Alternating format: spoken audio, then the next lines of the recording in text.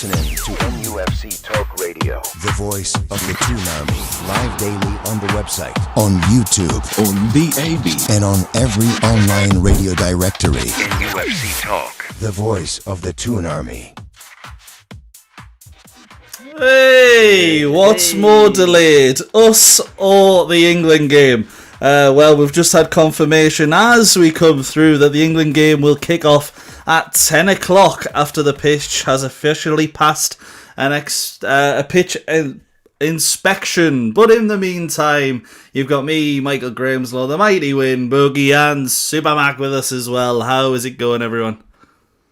Well, it's nearly here, isn't it? It's nearly here. Yeah, not long till it comes home, as some might say, if you're Brazilian, Spanish, or any of the above. Boogie, any one of six. Yeah, any one of six. There's plenty of teams that could. Boogie, you both doing well, chaps? Hello. I'm doing all right, thanks, Michael. Yes, I was looking forward to this game, but gonna have to wait a little bit longer now. Is it an hour delay? Yes, yeah. An hour and 20 minutes now until kickoff. But we do have the team that has come through. So we can talk about that a little bit. Talk about England's hopes. Obviously, there's a little bit of a predictor going on in NUFC on NUFC Talk TV. Get yourself in the fan forum. Get yourself in and amongst that. £10 to enter, and it'll be an absolutely delightful time. Hell had by one and not for everyone else during the actual tournament. But let's hope England go all the way and we actually have something to talk about. The World Cup starts tomorrow, and for England, the preparation is supposed to end tonight. We'll see how long it actually goes on for. But recently, under Tommy Tuchel, let's be honest, England haven't looked great. Win, are you going into this World Cup with high expectations, or? Strangely, I'm going in with lower expectations than I normally have. Mm-hmm. But I'm hoping that's a good thing. Because so often we've gone in and the first game, as a rule, has been a complete damp squid. Yeah. You know, so let's have a slow build up, which is what the teams that tend to win the tournament do. You know, they tend to sort of clamber their way through the group stages, and then really turn it on in the quarters, the semis, and the final. So let's hope we can do it that way for a change. Yeah, expectations have been high the last two tournaments after battering Panama and Iran. We'll play Panama again this time round, but not quite gone the full way in any of the tournaments. Bogey, what about you, mate? You got any confidence in England going into this tournament? Do you not quite like the way it's been built up to? There's been none of the razzmatazz that we normally have around it, sort of thing. There's been none of the sort of the massive build up and stuff like that. It's been a bit low key, quieter. You know, there's not been people doing daft little videos about playing ping pong and talking about, you know, what's the favourite type of fish. So I think it's been quite a good build up in regards to just keeping to the brief, keeping themselves to themselves, and I quite like this the non as I say razzmatazz about going into a World Cup. Yeah, let's be honest, everyone normally gets a little bit overexcited. And for many years, we've been getting excited about round of 16 and quarter-final finishes. We have had 1 4th place in that time. Ian, are you confident England can better the old quarter-final finishes that we're maybe a bit more used to?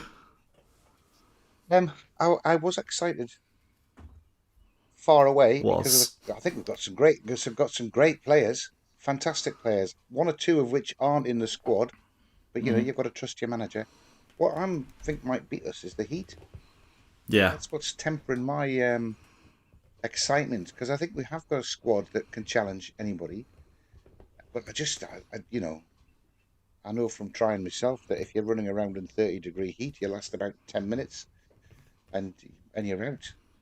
And I think we do have quite a quite sort of an Eddie Howe aggressive approach when England are playing well, don't we? That's why Gordon went, and I don't think that's suited to how the weather's going to be. But I mean, I'm bound to get on board once we've hammered Costa Rica tonight. The thing is, even like sort of adverts and things like that, normally on the build up to a World Cup, it's all supermarkets doing adverts saying, get your beers in, get ready for barbecues for the World Cup and all that. So it's not even been any really, it's been really, really okay.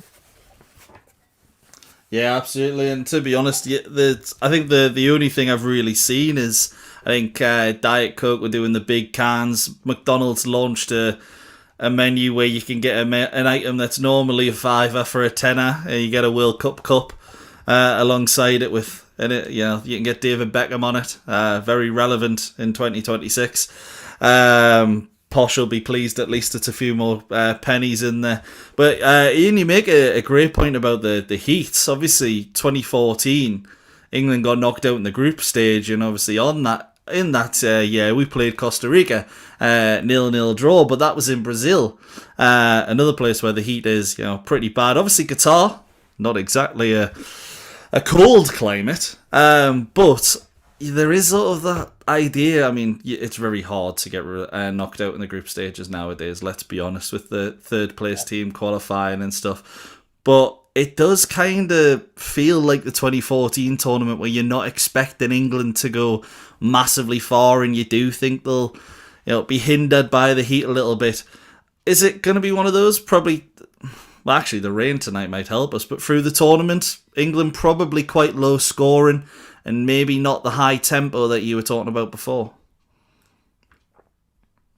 I think we're a team that can adapt, and we'll have to. I don't think it's going to be our natural game that will get us to the results. I mean, every other team's got to play in it as well, haven't they? Exactly, yeah. I think my excitement was tempered just in watching the likely way it plays out, that we've quite early in the knockouts, we've got to go and play Mexico in Mexico City, which has got altitude as well to deal with. Yeah. I think that'll be a really, really tough game. But, I do remember 1970 just as a 7-year-old, and we played quite well in the group stages there in Mexico. Okay. Should have knocked Germany out, but then got done in extra time. I remember 70 vividly, obviously, and we was robbed. That's PTSD going right back to pre-high school days, that is. Pre-junior school days. I was finished high school then. The Oracle Connor, there's just the Oracle of football, Connor, there's just saying it's a 10 p.m. kickoff now. Yeah. Delayed the hour. But at least we've got an hour and 10 worth of talk. And obviously, we're not going to talk about England for the full amount. Even though, this is an England stream, this is still a Newcastle channel, of course. And one of the things that Brian Penny's put in there is pretty relevant, because there was a kit release today. And he's asking, what about the absolute flop that was the kit release today? The shop says it all about the barcode strip. Not very good. And I will say, when looking at the pictures outside the shop, Black and White Banter did Matty did a video where he was outside. You saw the queue and stuff, and he asked people why they were buying the shirt, and it was effectively, it's a Newcastle shirt, isn't it? And it's like, yes, but it's not a very nice one. But you know what? I love the loyalty of, even though you could tell they didn't really like it, they still bought it. Well, and they were still going for it. Lads, off what we're seeing early doors. I know you like it. Although you're not buying it, are you? No, because I don't buy them. But that's fair enough. But I think it's a throwback to the 90s barcode, which I loved, and it's symmetrical, which I love even more about it. So I like it, and I like the blue on it. And I think when we win the first 11 games playing it, I think everybody will go to love it. I think it's absolutely bloody horrible, isn't it? You know what? The front's bad enough. The front is awful. But the back, with that big square, then the lines about quarter of the way down, 3/4 of the way down, start again. So you've just got a white panel on the back, which obviously going to have the number in, but is forcing fans then to put numbers on the shirts. Yeah, and then Yeah, but that's remember also the Premier one with League the shield? regulations now. But I'm saying it looks bloody horrible. It's a horrible kit. I will say, I don't know if you listened to Adam. I watched Adam Pearson the day, and he was saying that the only name you were allowed to get put on the shirt in the club shop was Bruno. They wouldn't put any other player on the shirt because they're all likely to go. I might have misheard him. But if anybody else, you can get whatever you want. If anybody else, you write what you want, and they put it on. What was saying was when Isaac left, they had so many shirts come back that they weren't taking the risk this year. So if anybody in the chat can confirm that, were you only allowed to get Bruno on the back of the shirt as a player in the club shop? I saw that bogey, and I think what he meant was in the shop when they've got tons of that kit. The only name that they'd put on the shirts in the shop was Bruno 39. I don't think there was any. There was no shirts with Lewis Hall's name on or Sandro Tonali's name on. I mean, let's take the positives out that. It means Bruno's staying. I was going to say that's enough for me. I mean, I'm sure if you went upstairs and said I want Bulky 69 on my shirt, they would have put that on for you straight away. That's not what Adam Pearson would have got done for false advertising, mate. You know what? I'm going to get that now. And to be fair, the one thing that gets me on it now, I'm just going to get it up on the screen now, or in just a second, is the long sleeve. I'm a massive fan of a long sleeve kit, and you can call me woke or whatever you want for that. But I'm looking at the image here, and first of all, I really don't like the blue just starting from there and going down, but also the really unnecessary stitching line on the arm. It's like they've got the short sleeve shirt and went, we didn't make any long sleeve. Let's just attach a sleeve from a completely different shirt and over. But to be fair, the lines on it are fairly symmetrical. But I will say, it won't be one I buy. I'll say that. But I will say the jacket that they've got, the jacket that they've made, is an absolute hit, in my opinion. I absolutely love it. I'm just going to... Don't know why it makes us disappear. Well, the training tops are quite nice. Yeah, they've done a really good job of that kind of stuff. I don't think there's no wrong with that. I think it looks excellent. I really didn't like the... Nah. I'm just gonna put you there. I think it's just because it's new, boys. But I'll tell you what, if we were in that and we win the first 3 games in the Premier League, we'll be all accepting it. It'll be lovely. We'll love to watch it. Just look, we haven't got any fast. Like I said, we haven't got any fast players because it would give them epileptic fits if they're running around. If there's 11 people running around in that. I hope it's the stepping stone for us to have a zebra print shirt, zigzags, spirals, polka dot. As long as it's black and white, it's Newcastle, isn't it? Should be all right. It's got to be stripes, man. It's got to be proper stripes. Yeah, well, I do feel that. It's also the case as well that it's 125 quid for that shirt I just showed, by the way. A long sleeve authentic shirt, 125 squidlies. For me, I mean, let's be honest, that's a football issue in general. But you wouldn't mind you'd hazard a guess that next year they're probably going to go back to basics with sort of the standard black and white. But I do agree with the idea of doing something different, because let's be honest, there's only so many ways you can do black and white stripes. I just don't like this particular example, which, is fine. I'm sure the club aren't going to go, we'll sack the kit off because that fat kid on the internet doesn't like it. You never know, they might do. But Michael. Okay, those fat kids on the internet. Counterintuitively, Michael, what you just said there is true, but it's also a strong argument to say preserve your black and white traditional kit and do all your fancy "this is different" on the second and third kits, which we have done in the past, haven't we? Had all sorts of clothes. Yeah, they've got it in the shops There already. it is. All there is Bruno and Bogey. You can choose for yourself. Marvellous. I think Bruno's the number 9 there. Well, that just means you're sitting two down from Lewis Miley, that's all. On the bench. Yeah, he's Bogey. 67, isn't he? Big fan, and I just love this music, to be honest, which is why I keep playing it. Apparently, but we've also had the England lineup come in, which we'll get to in just a moment. But obviously, there was that big talking point around Newcastle United in the kit. We've officially signed Ewan June. I think he pronounced it as on socials. I really was supposed to look at it again before I came up, but it's a £18 million fee, so not a bad fee at all for that. We'll see in the pre-season how he does, but I love the interview that he gave, or at least the bits that I saw of it. The old "die for the badge" quote is always one I love to see from any new player, even though you can tell he doesn't mean it. It's almost as good as... Hang on, how can you tell he doesn't mean it? Because I'm not going to lie, if you're signing for a club, let's say, I don't know, you're going to Leon or something like that from England, you're going to go, "Oh, I'd die for the badge." No, you wouldn't.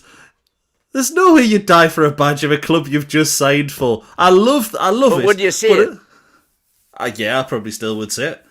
I mean, it's like the old, I think it was Joey Barton when he went to Marseille, was like, "Oh, I've supported Marseille all my life." You see someone signed for Accrington Stanley and like, "Oh, I've always been an Accrington Stanley fan." It's like, oh, you didn't even know they existed. Hang on, we've got to be careful of this. My dad was a Geordie. Cynic. Cynic's the lot of you. Kevin Keegan, wasn't it? I look on the positive side. Like, I say, this could be our next pav. You know, Ewan is a Geordie. Ewan is a Geordie. That's what I can see in years to come. I hope he is. I really hope he is. I'm not saying he won't be just because he's from a foreign country. It's just one of those cliches that players use all the time, and I find them really hilarious. I think that he wrote that for him, having that they've wrote a script that he's learned. Exactly. And then when it done it, that's the top and bottom of it. It's beautiful PR. By the way, it seemed to me that his English was pretty good. Yeah. You know, which is a good thing. What do you think about 18 million for a 20-year-old French second division goalkeeper, though? Do you think they've looked at his stats and they've watched him and they think that he's a Donnarumma, that he's not Donnasumma? It's more like the old Newcastle goalkeepers. But a Donnarumma, in that he'll get in the first team at 20 and just be top 5 in the world for the next 15 years. You'd certainly hope so. You pay that much money out. And if that's the case, we don't really need a James Trafford, do we? No, exactly. That's what you'd be hoping. And my thing is that I can't remember the last 20-year-old that came in and hit the ground running straight away and was good. I remember David De Gea coming in and being pretty decent, but he still made so many howlers in his early Manchester United career. However, what I'll also say to that is, if this kid comes in and is even half as good as David De Gea, you've got an absolute worldie on your hands, because in his peak he was brilliant for Manchester United, hounded out poorly and badly in my opinion.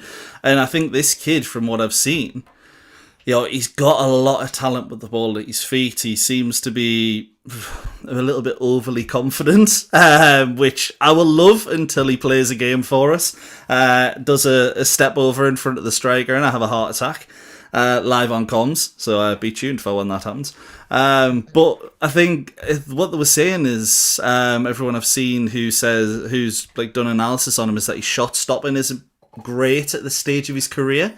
And that he does tend to let balls loose a little bit. So it feels a little bit like a Ramsdale that's come in. And to be honest, it's not too far away from the price we would have had to pay for Ramsdale. But at 20 years old, let's be honest, if he plays 20, 30 games for Newcastle, you could very easily sell him on for a profit, even if he's not great. So even at 18 million, I think it's a very, very good signing. It just highlights, does it not, the fact that when you're paying 18 million for any player, be it a goalie or anybody, you're taking a chance. Absolutely. And that's what the clamour's been for, not to go and get the ready-made, go and get the developable, if there's such a word. And that's what you're doing. You're taking a chance, basically. He must have a super high ceiling. And, if you believe Wilson, they've been working on the deal for months. So they must have scouted him. And we heard lots of the big teams were circling around, were interested. And he's come to us because we put the money down, I guess. I mean, might be wishful thinking on my part, but it might be that he's been picked up by all the scouts and being watched because he could be the next De Gea or Donnarumma who's gonna get straight in the first team, because he's got quite a lot of experience for someone who's 20. He was in that apparently on loan to Dunkirk when they got right through to the French semi-final of the French Cup. Mm-hmm. So he was in goal and knocked out one or two Lille, really I think you said, didn't teams. Lille they beat, yeah. Well, they were 2-up in the semi-final against PSG. Before PSG came storming back and beat them 4-2. So, I mean, he's played in some big matches. It's not, it's not Jack Anik again. That's for sure. Yeah, I think for the past. Yeah, I think what you're going to have to do is give him chances, or he's going to drop some clangers as a young goalkeeper. So there will be mistakes there. I think it depends on the type of mistake. The crowd can't get on his back. You've got to accept the fact he's a young player, and that there's going to be a few mistakes there, but you put up with that because of the talent that there's potential there to be. Yeah, agreed. I think as well, the thing for me, and I've said this with a lot of our youngsters, you look at what they do at international level. You look at France's under-21s, and it's Guilherme Restes and Robin Risses, the two goalkeepers, both 25, 30 million goalkeepers playing in League One consistently. And the fact that Owen Joen has actually managed to get game time for France under-21s, it's only been 2 caps, but he's only really been a first teamer this season and a bit the season before. For 2 seasons, as other people would say, in a normal manner. But to get that game time against those kind of goalkeepers and that caliber of opposition at that youth level seems really promising. Now, let's be honest, he's not going to be a world beater straight away. He is going to make mistakes, as Boki says, but what you're looking at, and I'd never heard of this kid before maybe 10, 15 days ago, but the early signs are promising for a 20-year-old goalkeeper. You just hope he doesn't end up like Ilian Meslier, who was just released from Leeds today. Announced he'd be released from Leeds today. And there is always the risk of that, but it is a clear difference in transfer strategy as well, of going for these younger players. And I'm all for it, if I'm completely honest. I'm all for trying something new, trying something a bit different. Maybe it's been forced because we didn't do as well as we did last year. We've had this conversation before, but if it's the way forward for us, I'm quite excited by it. It's names I've not heard before. I'm actually really excited to see him in a Newcastle shirt, and someone that we're definitely not going to be seeing in a Newcastle shirt, with the reports coming out today, and I find it almost mental that he's potentially going to go for this price. But Connor's got it in there. Breaking report of Forest rejecting a total of 121 million, 106 plus 15 in add-ons for Elliot Anderson. They want 125 million from Manchester City up front. It just gets bad or worse for Newcastle, doesn't it, in hindsight? That's the kick in the nuts that is, isn't it? That we're forced to sell them, and we didn't even have a buy-in clause in because of the circumstances. And we'll see later on tonight if he's worth anything like that, won't we? Of course, that's Eddie's fault. Forest will be very confident of being able to do that, because I mean, Gibbs White was sold to Tottenham. He was almost down and in the kit, wasn't he, before before the Forest 65. chairman got involved and threatened legal action. And I've not heard many people after Gibbs White this season. So I mean, he's turned his head back to Forest very much so, hasn't he? Yeah. So you know, I wouldn't be surprised if the Forest fella doesn't want to hang on to Anson. You know, bollocks to the young fella's career. You're a Forest player. You've got a contract, and you know, we want to win something next year. Yeah, they've got ambition to do exactly that. Yeah, they just need to build around them. I think it might end up in a bit of an Isaac situation. Although I don't think Anderson's that type of player, is he? Nah, it doesn't seem that kind of geezer at all. And to be honest, it's mainly Man United fans have been seeing complain about price, and I haven't actually seen a Man City fan complain. I mean, I haven't seen many Man City fans permanently, to be fair, recently. I'm not sure what's happened since Pep's left.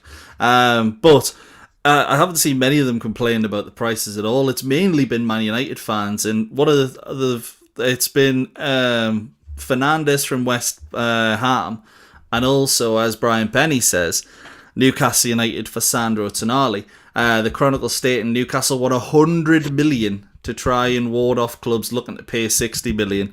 And do you think that's Newcastle, right, 100 million is definitely what we want, or do you think it's a starting point of we're going to start at 100 and then we'll probably go down and accept 80?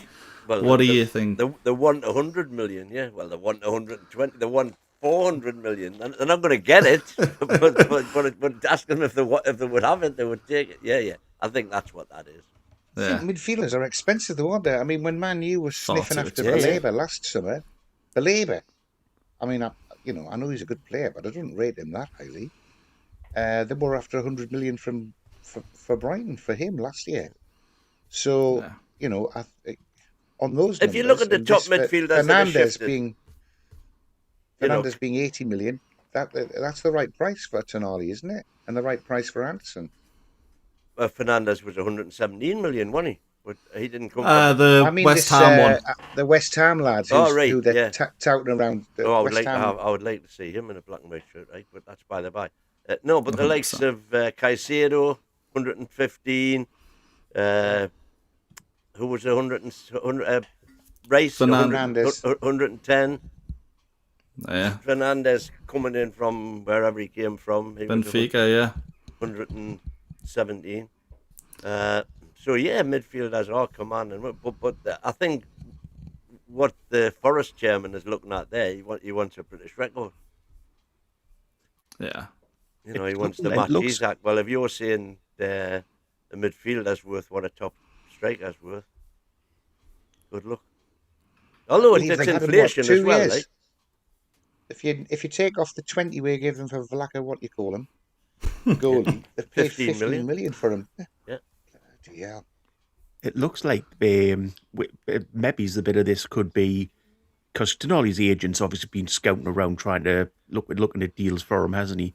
Maybe Newcastle have turned around to him and said, look, you're more than welcome to try to get him to another club. However, his selling price is £100 million. So, you know, if you can get us £100 million and your player wants to leave, then that works well for both parties. Indeed. It's kind of putting the ball in Tonali and his agent's court. Just get them done early, that's the thing. Yeah, I completely agree. I mean, the Tonali thing's been stinking up since the final day of the window window, hasn't it? Where all of a sudden he was just randomly linked to Arsenal halfway through the final day, and you're going, where does that come from? That wasn't a very pleasant one, because I genuinely thought there's a chance he just leaves here, knowing how we've been also through the summer and all season so far. It was good to see him stay at least, but it looks like Arsenal are going to turn their attentions elsewhere, potentially maybe a bit too much. That 100 million for Tonali. Michael's in there saying he wouldn't pay over 90 for Anderson, and to be honest, I'm inclined to agree. I think the market hasn't recovered from those deals you were talking about just before there. Your Rices, your Caicedos, your Fernandes. And to be honest, Grealish as well, yeah. I mean, to be honest, it's a you know what, it isn't. I was going to say it's a harsh one on Grealish, but yeah. Although to be I will say I genuinely thought Florian Wirtz would do a lot more. Yeah. Mind you, Man U paid 86 million for Anthony. So I mean, at those comparisons, Tonali's 150 million, isn't he? Actually, you know what? We should get 200 for Tonali. Ten Hag going back to Holland. Yeah, but in other news, by the way, did you say that Nicholas Jackson got himself sent off again today? Yeah, no surprise there. That's the thing. If we're going to sign a striker, can we get one that stays on the pitch, please? Because he doesn't do a very good job of that or putting the ball in the back of the net. Direct replacement for Anthony Gordon. Please. No. Get sent off and like a product. Oh, poor Nick. I was going to say poor Nicholas Jackson, but poor Anthony Gordon. I'll say what he does tonight. Yeah, to be fair, he is in the starting lineup, in the starting lineup for England, and I'll be getting it up in just a moment. There is Jordan Pickford in goal, Reece James at right back, Ezri Konsa and John Stones in the centre of defence, Nico O'Reilly on the left side of defence, Anderson, Rice in that midfield, to Madueke on the right-hand side, Jude Bellingham in the 10, Anthony Gordon on the left wing, and Harry Kane up front. Gentlemen, is this going to be the lineup that starts against Croatia next week? What do we think? Yes, because I think that lineup will play probably for 45 minutes, I would suspect. Mm-hmm. And as long as they do okay, then I think that is his starting lineup. I don't think there's Where's Saka? Why is Madueke getting picked ahead of Saka? Is he on the bench? Maybe Champions League. Started that, played most of the game. Maybe they're just giving him a little bit more of a rest. I can't think of any other reason. No, I think Saka. When I think about it, of course, you're right. You know, Saka will start on the right. Brian, Gahey would be my first choice centre half. I really do rate Konsa, but I mean Stones. He's hardly played, has he? Still good, man. I know he's good, but he can't hardly be match fit. Do you think Rashford's a little bit unlucky not to be playing? I do, to be honest. Yeah, I thought he was unlucky not to get the call for Barcelona long term, to be honest, because he didn't have a bad season with them, and there isn't. It's unfortunate about his wage that he's on, but he's not a bad player. I mean, people talk about him, his work rate, like he's Mbappe. And yeah, he isn't that bad. He does track back. He has got a slight bit of an attitude problem, it seems like. But maybe Tuchel's thought, in this heat, I need someone that's comfortable pressing, and maybe he thinks Gordon's the better role for that. But I will say as well, Rashford gives you a fantastic option off the bench in replace of Kane or Gordon. So I'll be interested to see that. But I think you're completely right. Rashford is a little bit unlucky there. Do you think part of this could be that he wants to see, Kane play up front with, I think probably the front three. It's going to be Kane in the centre, isn't it? But either side with Saka or Rashford in this team, they're going to be interchangeable. So I think that's probably where you're going to see a lot of the subs made is on the wings, because I mean them lads are going to be absolutely knackered if they run around like they normally do, playing them positions. You can conserve a little bit more energy in other places on the pitch, but the left and right side attacking players are the ones that probably exert the most energy. Maybe it's a sap to the conditions that maybe he's decided perhaps to play 45 minutes for each of them. Yeah, potentially. So they can run their socks off for 45 minutes, knowing they don't have to keep it up for 90 minutes. Yeah, which would Brian be Benny's in there giving a bit of clarity on the Bakayo Saka situation, saying he's not fit for 90 minutes games due to that Achilles injury. So that seems like that'll be the reason there. But when you're one injury away from having Noni Madueke starting on the right wing, I'm not massively happy about that. Kenny saying he had a long season. You're not a Madueke fan at all, eh? I'm not now. Oh, well, you see again. I think he's got. I think he's got a trick, I think and he's I got like something a as trick. well. I was very surprised that Arsenal went for him because I didn't rate him much at Chelsea, but I think he's been very good when he's played at Arsenal. He's been very good when he played for England. When Saka was injured earlier in the season, I was quite surprised by him. So I have no fears on it. I Tuchel's need to very see him keen, against isn't better he? Though opposition. To be fair, Tuchel is keen to have little groups of players that have got connection, hasn't he? They're almost that telepathic link. And he must have seen Kane play with Saka and Rashford a lot. So maybe that's why Kane, who he'll probably not play 90 minutes, he'll get replaced in the second half, but he might want to see how he plays with Madueke and Gordon because they haven't played a lot together. I don't know. Is There's Gay one or two. injured as well? Is what, Who, sorry? sorry? oh yeah, Mark Gay. Why is he not? I'm sure if he would get him before Stones. No, that's Why what is I Dan said. Burn not in? That's what I want to know.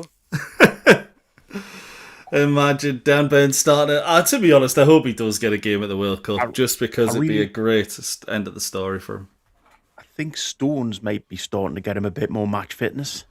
Yeah. In regards to he hasn't played all season, has he? So, well, very little all season. So maybe it's to get him built up. Yeah. It's a very different team. I tell you what is interesting. It's a very different team to the ones that we used to see in these tournaments now under Southgate. You know, you're not used to seeing the older players in the team sort of thing, likes of the Stones. You used to seeing the players that Southgate had brought through in regards to the team.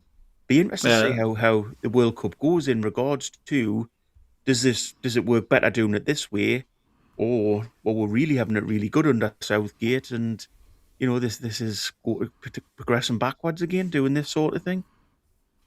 I'm just pleased that Henderson's not in. Yeah, that was the one, wasn't it? That was always the one that got in Henderson. Talking about Southgate, he never left him. Tracy had asked. Sorry, go on, Matt. Progressing backwards, like Wilkie said, has just sent my mind into one of those loops that can't be corrected. I'm sorry, I'm hanging now. So, well, we're going forward. We're going forwards, but doing it in a backwards way. Sounds familiar. But Tracy asking, is this still friendly? Yes, this is England's last friendly before the World Cup kicks off. Hey, I got there eventually. With the World Cup starting tomorrow, this is the second last friendly that teams involved in the World Cup will be taking, and I think it's Algeria have one tomorrow morning, which is absolutely baffling. But by the time this game finishes, it probably will end up being tomorrow morning, because as we say, the kickoff has been delayed till 10 o'clock due to flooding in the stadium, but it is past a pitch inspection, and we should be getting underway on the dot 10 o'clock. But in the meantime, we'll get into your comments as well. This is the Costa Rica side, by the way. I'd love to tell you who any of them are, but I haven't got the capabilities for that. So I will, while I do a little bit of research to see if there's anyone that people might know, I will stop sharing and I will get to some of the comments that are in there. Oh, he's doing it again. Lovely. So Christina's in there. Harry Kane, he's insane, a guaranteed starter, but in reality, he'll only ever... I should have read that. He'll only ever be a poor man's Volta-Mata, and two players who will be looking to do absolutely bits at the World Cup. This is one of the last times Harry Kane is potentially going to get his hands on an international trophy for England. Only a couple left in the tank, but one thing that he's got at his bank already is the top goal scorer, the Golden Boot. Are England going to be a bit overly reliant on Harry Kane again going at this tournament, do you think? Well, first of all, I don't think there's anything wrong with being over-reliant on Harry Kane, because consistently he produces the goods. He does, yeah. But I don't think we will be. I mean, you know, historically, any team that does well in the World Cup has one player who's knocking in bundles of goals for them. So I don't think there's anything necessarily wrong with that, as long as you're providing them with the chances to to get those goals. But I think we think have Norway, got Norway are worrying about being over reliant on having Haaland play centre forward. Man City come to that. But I think we've also got players who like we've mentioned Rashford and Saka straight away. They are not averse to going in and having a dig. Rice likes to have a pot shot now and again. Yeah, absolutely. I think we've, it would be nice to have a proper goal scoring striker as a second choice option as well, though, wouldn't it? There's nobody like Kane really in the squad in regards to goal scoring, and I know Kane's at a different level, but there's not even like somebody like if a Callum Wilson was a little bit younger, or even Don McCavalloon, the way of the season that he had. Maybe we had somebody like that who could score can score goals. That's the worry, is that if anything happens to Kane, there's not really that type of goal scorer in the squad. Well, you're relying on Watkins. The two that he's taken is Ivan Toney and Ollie Watkins, isn't it? Yeah, Tony's obviously he's been in Saudi for a little while, so it's hard to judge. Still thinks he deserves his place. Watkins a bit more of the channel striker, as we saw him in the Euros, the game against Netherlands, where he came on, was absolutely lethal. We've got a gifted membership in there as well from the Mighty Bag number 9. Thank you, Mighty Man. Thank you very much, buddy. And that has gone to another one with a number at the end of the name, the German Geordie, this time number 10. Guten Abend. What he said. It'll be actually German Geordie Zane, Michael. Well, German Geordie Zane, thank you very much. Keeping me right in there. Cub's got a question in there as well, by the way, and I don't know the answer to this, so I'm going to put it to you. You'll remember a bit better than me. Were there these weather problems at the 94 World Cup? I was only 6 at the time, so I can't remember. That was also US, wasn't it? Yeah. Was don't no remember any. Owned or changed or kicked out or anything because of weather during the 94 World Cup? No, there was no weather issues. Wow. And I can't think of any in the Olympics that there's been in America, Atlanta. There was no weather problems there, to me knowledge. There definitely wasn't any. As I say, it's all down to climate change, unfortunately. There we have it. And to be fair, that's been one of the biggest worries for me this tournament. Because I took a look back and I'd seen there'd been a fairly major hurricane in the time periods of the World Cup starting and the World Cup finishing, and like 3 out the last 4 years. And it's this kind of thing happens. No matter where you go, you could go elsewhere and there'd be worries of an earthquake or something like that. So these things do happen. But with 3 of the last 4 years, it's not just I was going to say it's not just the weather I'm worried about. But that is the main thing, isn't it? And the weather's going to cause a lot of issues, just like it has tonight, and it probably is going to be a bit of a precursor to the World Cup. But it might actually do England fans a little bit of a service, because you want to watch a game at 5 o'clock in the morning, all of a sudden it's at 7 o'clock. Happy days. The only negative will be when it's 5 o'clock in the afternoon and it ends up being midnight or something. Plus, from the game the other night, it'll mean the pitch is actually being watered. The Americans don't seem to be able to afford sprinklers to water the pitch before the match. So it'll mean that you play on a better surface. Yeah, it was the pitch was awful. The pitch was absolutely. If that's the standard of pitch in this World Cup, that's going to be a big factor as well. You're going to be playing on rubbishy pitches. Yeah, absolutely. And it was the Raymond James, wasn't it? I'm not sure if that is actually one of the stadiums for the World Cup. I'm just going to quickly double check there. But it wouldn't surprise me if we ended up they are using those stadiums still. Let's see. No, so that particular pitch isn't one that will be used during the World Cup, thankfully. So maybe we've just got an outlier there, but you're completely right. It was an absolutely dreadful turf then, and maybe we'll see better tonight. Maybe we'll see it all over again. And the big nations recently have actually had a little bit of an issue in these friendlies, and I know it's basically teams just trying to get up for it, but if you remember, I believe it was the weekend when Spain drew with, I believe it was Iraq. I'm trying to find it. It was one of those games. Thursday night, Spain drew with Iraq.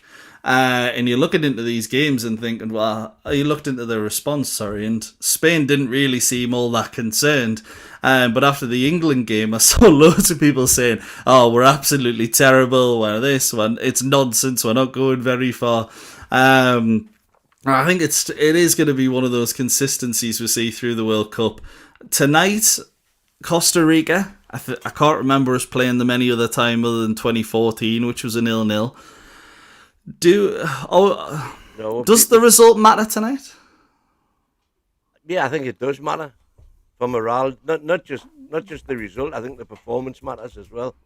And that's not to say that I think a good performance and a poor result will compensate one another. I think it's got to be both. I think we've got to hit the ground running now. We've got to show that we're up and ready for it. Yeah. Also, we beat Costa Rica 2-0 in 2018 in preparation for that tournament. So we haven't conceded against them. I think we need to remember the season we've had as well, and the start we had in regards to our pre-season, which is, I know it's a slightly different type of thing, but if you don't play well in pre-season and then go into a tournament, it sort of sometimes sets a standard a little bit. So, what you want tonight is a good performance, and you want the win as well. Really, you want both. Let's face it, England should be beating Costa Rica in this game. Yeah. But you need a little bit of a performance as well. We've probably got one of our best teams out there. You could argue in a couple of positions, but it needs to start stepping up now. They've been over there training for the time that they have. So now you need to see them start produce on the pitch. You need to see that development from them, basically. Well, I think the New Zealand game was a training exercise. Wasn't it?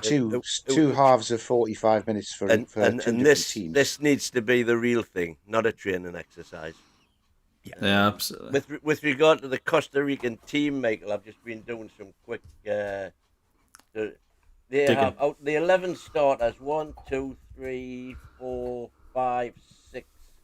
6 of them play in the Costa Rican League. Oof. For teams that I've never heard of. You've got Feyron plays for... I try and say that. In Sweden. So one playing in the Swedish league. You've got one playing for Colorado Rapids in the MLS. One playing for Westerlo in Belgium, who we sent a player out on loan. No, I can't quite remember which one it was. And one playing for Spartak Moscow, or rather not playing for Spartak Moscow in Russia.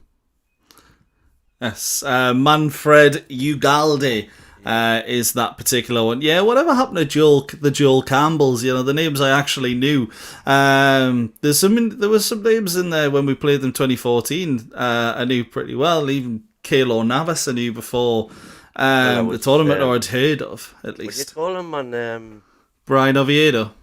No, the Villa centre forward man.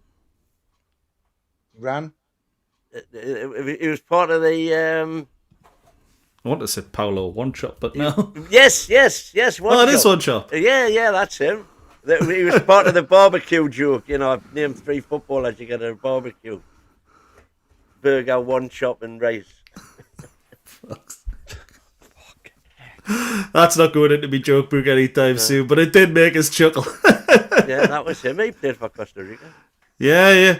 That's the thing, that they've had some good players over the years. Just unfortunately, it doesn't seem like many of them are in the squad right now. So I don't feel too bad about not knowing them. But I have just picked up that squad, by the way, that beat Costa Rica in 2018. And some of the names in here, there is it's no surprise England did absolutely nothing in tournaments. In goal, Nick Pope. A back 3 of Harry Maguire, Phil Jones and Gary Cahill. Apparently, and I don't think this is correct, Dele Alli was the sitting midfielder.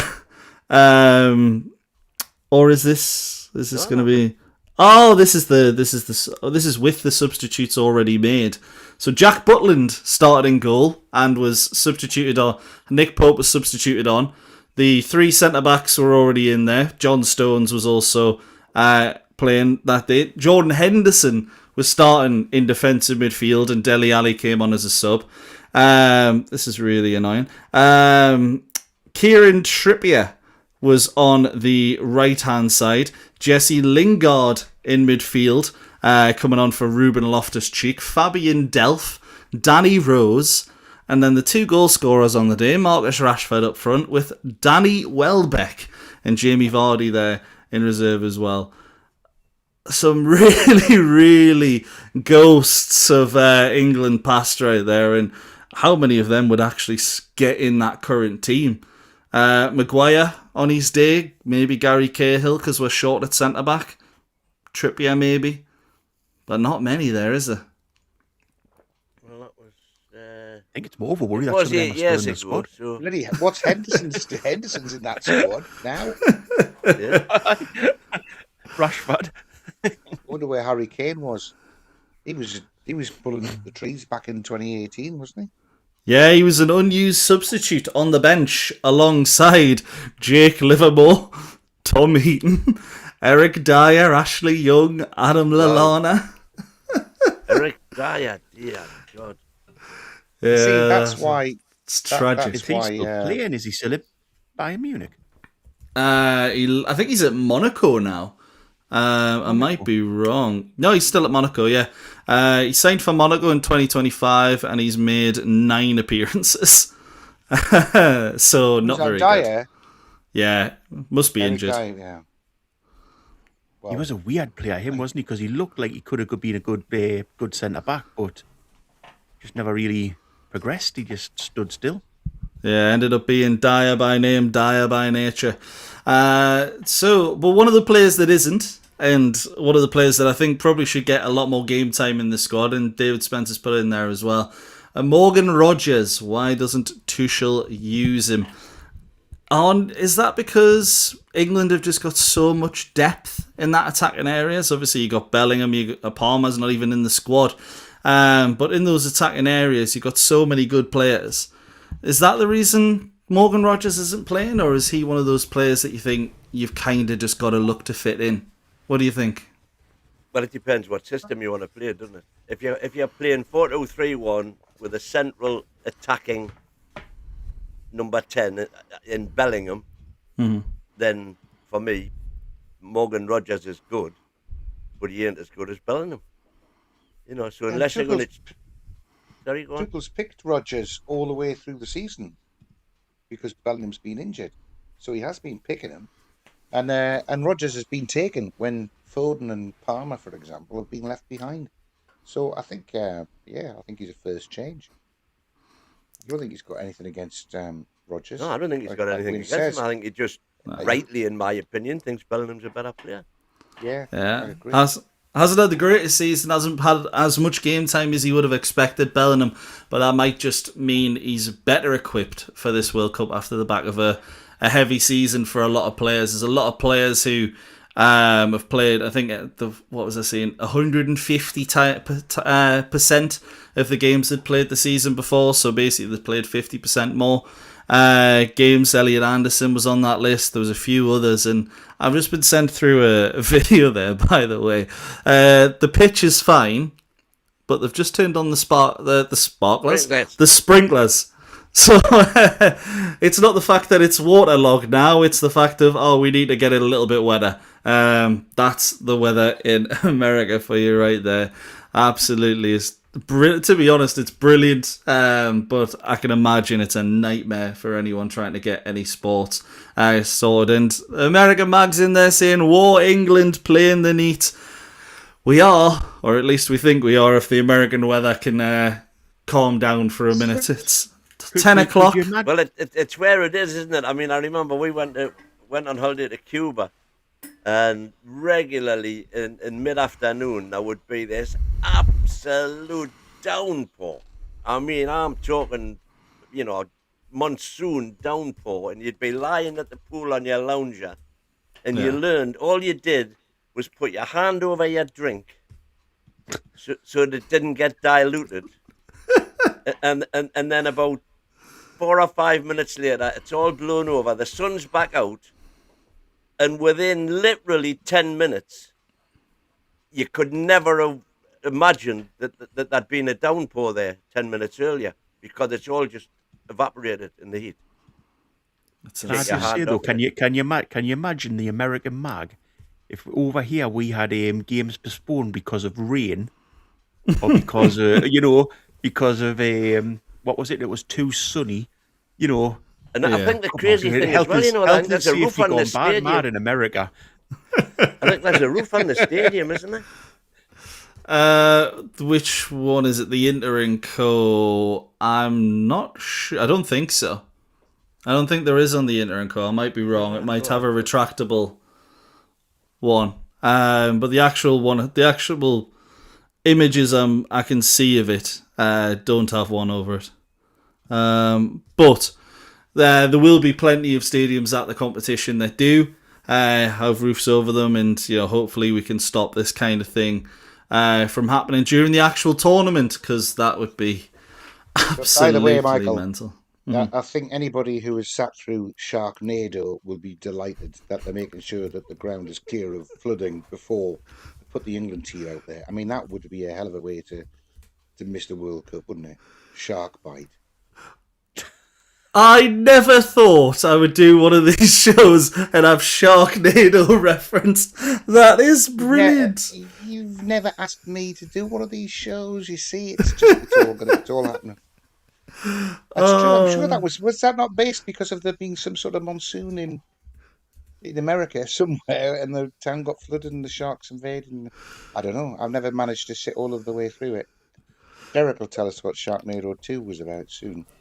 I tell you what, if people want to donate enough, we'll do a live watch along of Sharknado instead of the World Cup final. What the hell, Sharknado, mate? What am I missing out on? I'm guessing it's a film, is it? Yeah, it's a series of films. Horror film. There's a whole franchise of them. Did you not watch the other night when we did it's films? One of those ridiculous. It's one of those ridiculously gory, cartoony type horror films. But I mean, the premise is that there's a storm, so there's a tornado in the tropical sea which has this big funnel, and it floods the town, but it deposits a whole load of sharks that swim the flooded streets. I mean, it is mental. It is. But I thought it was after watching two films I was directed to by people off this channel the other day. I'm never watching any of the other collaborators. Because they were crap. Yeah, but you didn't enjoy Death Wish? Death Wish was the worst out of the two of them, to be fair. What was the other one? The Princess Tale or Princess something? Diaries, was it? Princess Diaries. Bride. Jesus Christ. It just... Basically, it went round in a circle to get back to where it was at the start. You think, well, you've wasted an hour and a half of my life. I was going to say, I remember, to be fair, the Sharknadoes, I think they're known for their cameos. I was just looking at the supporting that's cast. The stadium they're playing in, and it hasn't got a roof, ladies and gentlemen. Lovely stuff. So if a Sharknado hits, they're absolutely effed. But anyways, tall steep sides to that, so only a little bit of water deposit would be quite deep enough for the sharks to be getting through all of those tunnels underneath. Gotta be mayhem. But I'm glad that they've postponed kicking the match off to make sure that there's nothing like that lurking behind the dugout. Honestly, what's the next film? Tino Livramento would be odds on to get a bite and lose another 5 or 6 games out of his, because he seems to manage to get injured every time he goes out, doesn't he? One step on the pitch. He's somebody who's not played 150% of the matches he played the season before. Yeah, absolutely. Tina's in there saying, "Hang on, Bogey, are you sure you watched the right movie?" Definitely not, Tina. I could have watched any other movie apart from that shite. It was a crack. Saying she thinks he watched the wrong one, which, to be honest, right one. It was the right one. It was just the wrong thing.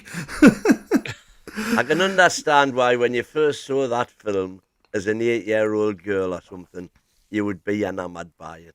But that's about as far as it goes. Monkey's Have you- pointing out that there's 10 films in the Sharknado saga, by the way. There you go. Whoa. Look at that. How do you make 10 films out of that? That's a whole weekend of your life you're going to lose, Okie, watching them. And we're going to live stream it all right here. It's a whole weekend we're not going to lose. Do you think it's safe to get back in the water now we're talking about the England match? Hang on, let's dip it to...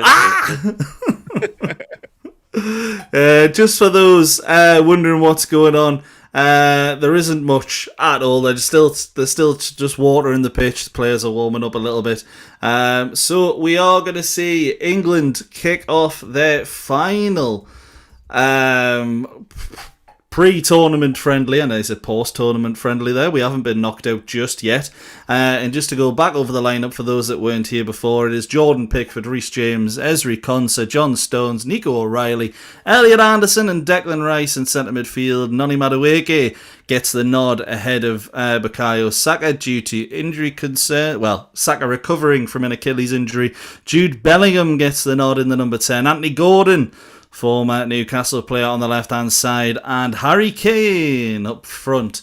Obviously, we've mentioned we think this could be England's starting team against Croatia, and we've got a super chat in there. Monkey Spun. You're going to need a bigger golden boot. Thank you very much for the super chat there, buddy. Thank you indeed, and thanks to everyone in the chat for this England versus Costa Rica. Tell you one thing, nothing's been discussed about with these matches, the World Cup coming up, is I know people have got issues with the Southgate, and obviously, was he a good manager or not? But he was actually England's second ever successful manager. He in tournaments, he was the second best to anybody. So Tuchel's got a lot to live up to coming in after him, really. Where do you think we should get to? Do you think we should be semi-final, final again? I mean, I generally to win it, isn't he? He's appointed to win it. That's what his aim is. He's not going to try and get as far as they can or anything. If he fails badly, he might get rid of him. Yeah, we've just had a screenshot of what England are going to be like after the World Cup.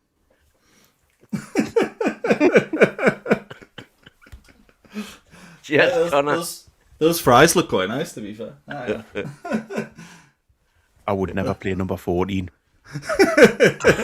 No, although to be honest, he looks a better runner than what Henderson does now. Bought the motorbike and that. He's gone building. But yeah, you're completely right with Tommy Tuchel, Leo. He's under a lot of pressure because he's coming in off the back of Gareth Southgate, who some believe performed at the level he was supposed to, let's say. I don't think anyone thinks he underperformed. But Thomas Tuchel's coming. Yeah. I think Southgate underperformed. I think he underperformed massively. For what England have done in the past? Yeah, I just think he would. It was horrible football. You didn't want to watch it. Hang on. He underperformed. Was he a worse manager than Bobby Robson at England? Was he a worse manager than Bobby Robson? He wasn't. I'm concerned he was, aye. When he was England manager? Yeah. So how do the stats prove that? Because you go off your stats. How do any of the stats prove that? Well, every time Southgate played a half-decent team, he got beat. But no, where did we get to in tournaments under? Well, that's where did we get to under Bobby Robson? That's the way things turn out, isn't it? Well, that's exactly how, isn't it? That's part of the issue with that. You can't argue that Southgate's the second best England manager ever. I don't think you can argue that in 3 tournaments, getting through to finals and semi-finals, 3 consecutive tournaments is just the way things work out. No, but I think you can argue the fact that Bobby Robson didn't, with a hand of Gordon, with the the penalty shootout and all that. They aren't necessarily Robson, but other England managers. Don't be triggered by just because Bobby Robson was mentioned. Wayne, don't be triggered. To be fair, who do you think's the second? Southgate was certainly better than McLaren and without a doubt. Big Sam was better than McLaren. I would put him behind Venables and Sir Bobby and Sir Ralph. But not on tournaments, not on where we got to in tournaments. Venables got a semi-final, didn't he? And failed to qualify. Venables got a semi-final, but that was in the Euros.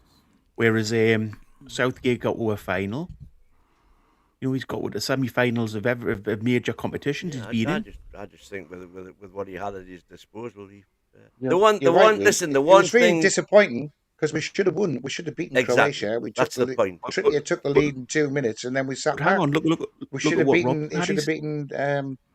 Look at what Robson had his disposal up front in the World Cup. David Platt, great player. Peter Beardsley, Waddle, Lineker, Gaza. Yeah, absolutely. Adams in the back four. And was extremely unfortunate.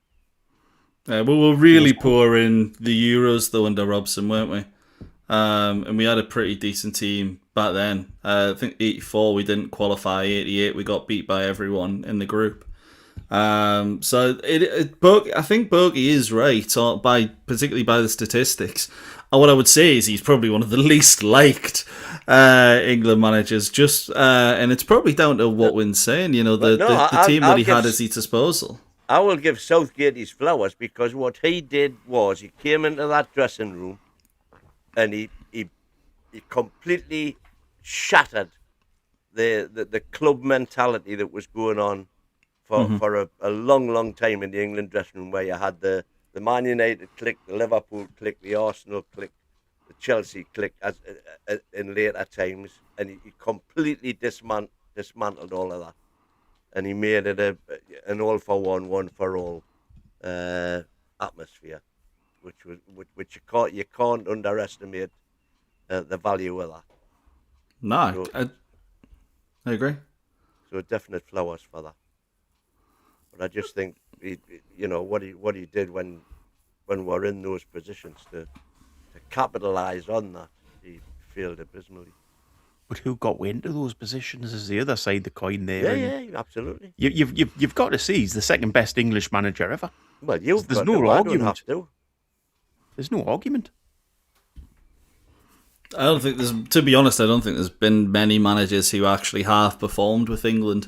I would definitely say Robson, over his career, yeah, definitely. But with England, it wasn't. I mean, don't be wrong, had some good tournaments, but I think the fact that Southgate played pretty poor football overshines a lot of the achievements. And to be fair, as Wynn says, when we played decent teams, we did lose more often than not. But there isn't, other than in total 1966 with Alf Ramsey, weren't massively great after that, but you could say that's down to the team more than anything else. I think there is probably a case of Southgate being up there just because the options aren't that great.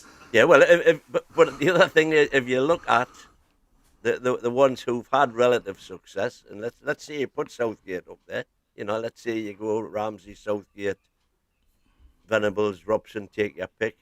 Mm-hmm. The rest who failed abysmally, the common denominator is they weren't English, as far as I'm concerned. And in comes Tommy Tuchel. Well, exactly. Look at people. We had Sven, and then Fab, and they had the golden generation. Yeah. In South Africa. What I will say with Venables, just to back that up, I do think if obviously Southgate scores that penalty, we win. You win the final against Czech Republic, I think. Oh, yeah. Because that Germany team was absolutely, that was still it was a very good Germany team from what I've seen looking back.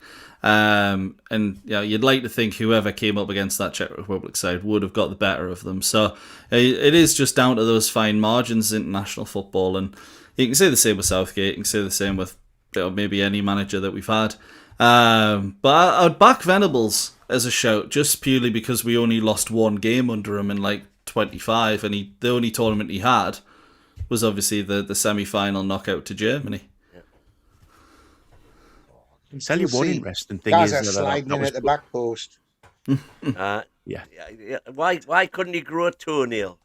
I tell you one thing that was interesting put in the chat the other day was that there's never been a manager at the World Cup who wasn't the nationality of his country that's won it. Nobody ever won it. No. Wow. So England aren't winning the World Cup. You've heard that here. Stats are made to be broken. So hopefully that is the case. But that's an absolutely mental stat. What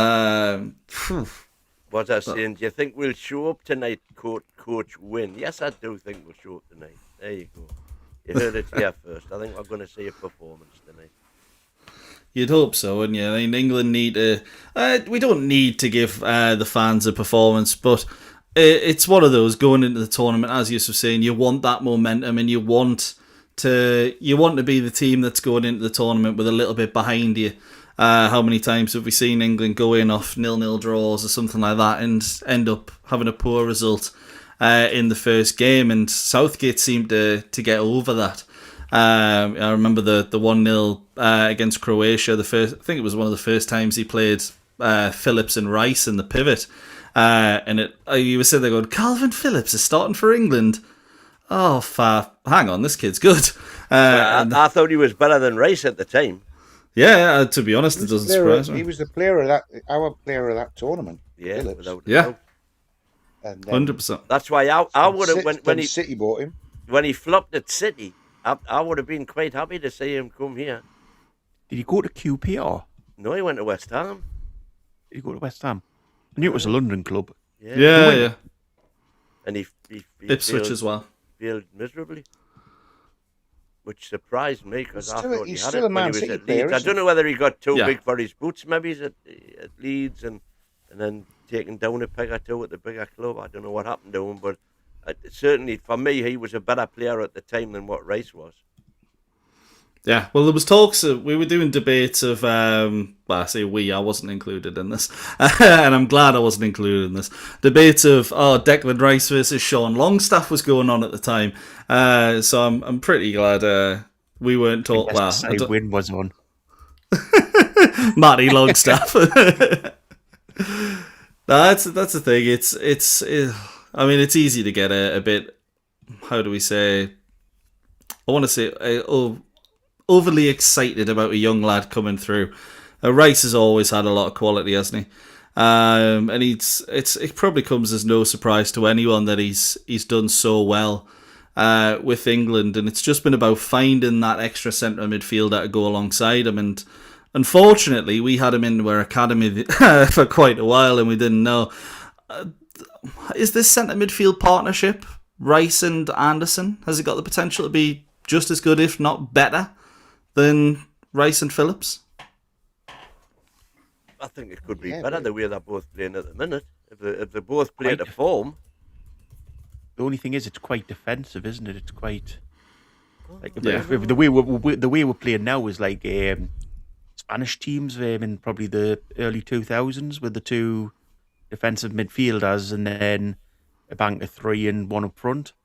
So it'll be interesting to see if it works. It's nice to see a different formation for a change. To be honest, but both of them like to carry the ball forward, and they're both good at it. But that's always been the case with those type of players. But they're predominantly going to be a little bit further back than they're almost between like a 6 and an 8, aren't they? Like in the middle. Hopefully, one of them is. And I think both of them will be. I think that's going to be the sort of the game that they're going to play. I think one will help cover the right side, one will help cover the left side of the pitch. Well, I don't know. Anderson, I was reading a stat the other day. Anderson has 96 more interceptions. This is in the Prem. 96 more interceptions than any other player. Wow. That's a lot. That's like 3 a game more than any other player. But is that not down to the way Forrest play as well? obviously, it'll be helping, you know, but... they're out of possession a lot of the time, so you've got more opportunity to get it back. Of course you have, but it's still an impressive stat. Oh yeah, absolutely. And to be honest, that's the kind of player he is, isn't it? We sort of tried to play him as a left winger / the 10 because that's what he was. You know, that's what he was coming through. He went to Bristol Rovers, was the Geordie Maradona, playing a more attacking role. They really liked him. We really liked him.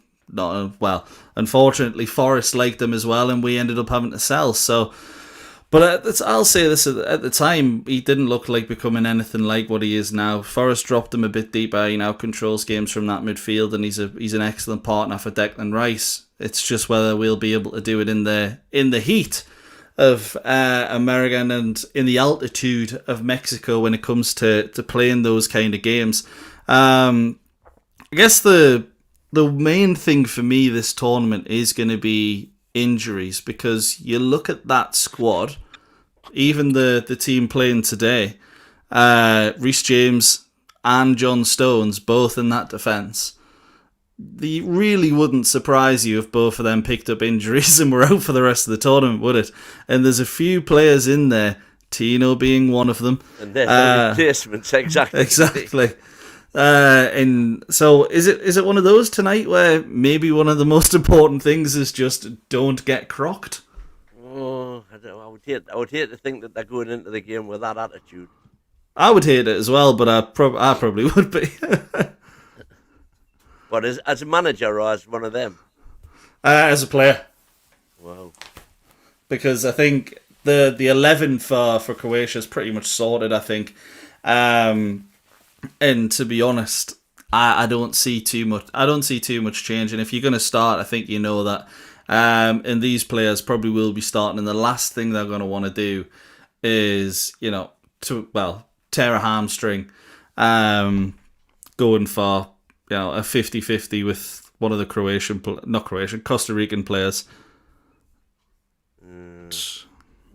That to me is not the right attitude to be going in with, to be fair. I know it makes kind of perfect logical sense, but if I'm the manager and I think any of the players have got that attitude, I don't know if I want them near my team, to be honest. Oh yeah, I can imagine. Let's be honest. You don't want anyone who's going to be, only given 50% in a lineup. And listen, we know football, and it's a fact that you're more likely to get injured if you don't go into challenges wholeheartedly than if you do. Yeah, absolutely. So, I 100%. Anyway, we're on the pitch now, so that's a good sign. Lovely stuff. Just something in there as well. Monkey, just with going through the 5 most successful England managers. We're just going through there. Ramsey, Southgate, Sir Bobby, Ericsson, and Venables. So backing up what Bogey was saying just before there, and who knows? Maybe with a victory in this tournament, Thomas Tuchel will fly into that top 5. Although he'll have to make history to do just that. And Tina also in there for those watching the World Cup. It's going to take a lot of effort to not get into the playoffs. The top 2 of every group, and then the 8 best third places. And to be honest, I think that's complete. You then got Mexico and Mexico City, so that's true. Really, it's like the Champions League, isn't it? It's set up for there to be loads of games for lots of advertising and TV revenue, and then everybody you're expecting to get into the knockout will get into the knockout, and that's when the tournament will start properly. Proper. Because the way the qualification comes, if you lose one of your group games, you just have to win the other 2 and you'll get through. So, if it's Argentina that are dropping points against Iraq or whatever it was last week, if that was a group game, then they just they just make sure they do all right in the next 2 and they're still through. There's a lot to be said, really, and I mean it's probably not recognising the truth of the world today, but 4 groups of 4 and the top 2 going into quarter-final, semi-final, final. It could be done in a fortnight. That's a World Cup, isn't it? Where all of the competition's been beforehand for it to be a real achievement to qualify for the World Cup. Do you not think these competitions are just getting daft now? It's like the Champions League Well, and this, the way they're set up now. It's not prestigious now to get to them. It's pretty a nightmare if you don't, and if you don't get through the competition, if you're a bigger team, if you don't progress through the competition as a bigger team, you've got major issues. There's just, there's no sort of setup with this sort of format now for a small team to go in there and kill a big dog. Basically, it's sort of all set up for the big teams to get through to the final. Basically, even if you muck up in one stage, you get a second chance and a third chance going through. It's a different type of football now. It's very commercial, isn't it? And just trying to get as much money. What was the group we were in where we finished bottom because we got a draw against Panama? Was it a draw against Costa Rica, who we played in the final game, and then we lost in Uruguay. Yep, Italy and Uruguay. We lost to both of them, and then drew 0-0 with Costa Rica. But it went very little in the end. I mean, Italy and Uruguay are two decent opponents to get in the group stages. Yeah, very good. A bit of above. Who we got? Ghana and Croatia and Panama. Yeah. Yeah, Panama, Ghana, and Croatia in the minute. If Tuchel doesn't get us through that group, he won't be writing a resignation letter. It'll be a suicide note. Yeah. Just going in there as well. Currently, God Save the King is ringing through America. And it's not exactly being sung by many of the England players by the looks of my screen right now. But I can't say anything because I'm not doing a live rendition myself. So maybe that'll come during the tournament. But the national anthems have just finished. Obviously, they've got all their adverts and their sponsors to get through. And then the game will be kicking off in just a moment. I quite like them training coats they had on, the coats for the game. Silvery with them. Yeah, to be honest, it seems to be a thing where anything we're interested in, the jackets are better than the actual strips. That jacket you liked on the Newcastle launch, though, Michael, it's £95. Yeah, it's quite cool. Well, I've bought a couple of the jackets in the past, and I've really liked them. Going back to the Ashley era, they had a white and gold one that was like embroidered, and it was really nice. I've still got that. I've always been a big fan of that. Well, I'm not usually a big fan of the buying the actual kits. I'm not sure too much why, to be honest. Me and Boki are pleased to hear that clearly, if you've had a few of them, Michael, they do them in the XL sizes. Here we go. You're absolutely right, man. And actually, they do them in XXL. If Boki can get anyone, you're Harry. Jesus Christ! Hey, to be fair, this is the 2006 kit. Which I bought for like the 2018 euros when I was a medium. So the fact I've actually managed to fit into it is absolutely fantastic. Yeah, 2 years ago this would have went over my shoulder, and that's about it. So I'll take that. But yes, we're going through. I managed to find an England top in black and white. I thought that was very appropriate. Very appropriate. What year was your kit there, mate? All the 2006. goes on in the back. Same year I last seen me toes, to be honest. So. Oh, I love that. I'm glad you said toes there, Bogie. I can only count to 10 now. Right. Oh god. Yeah. Fixed it. Sweet.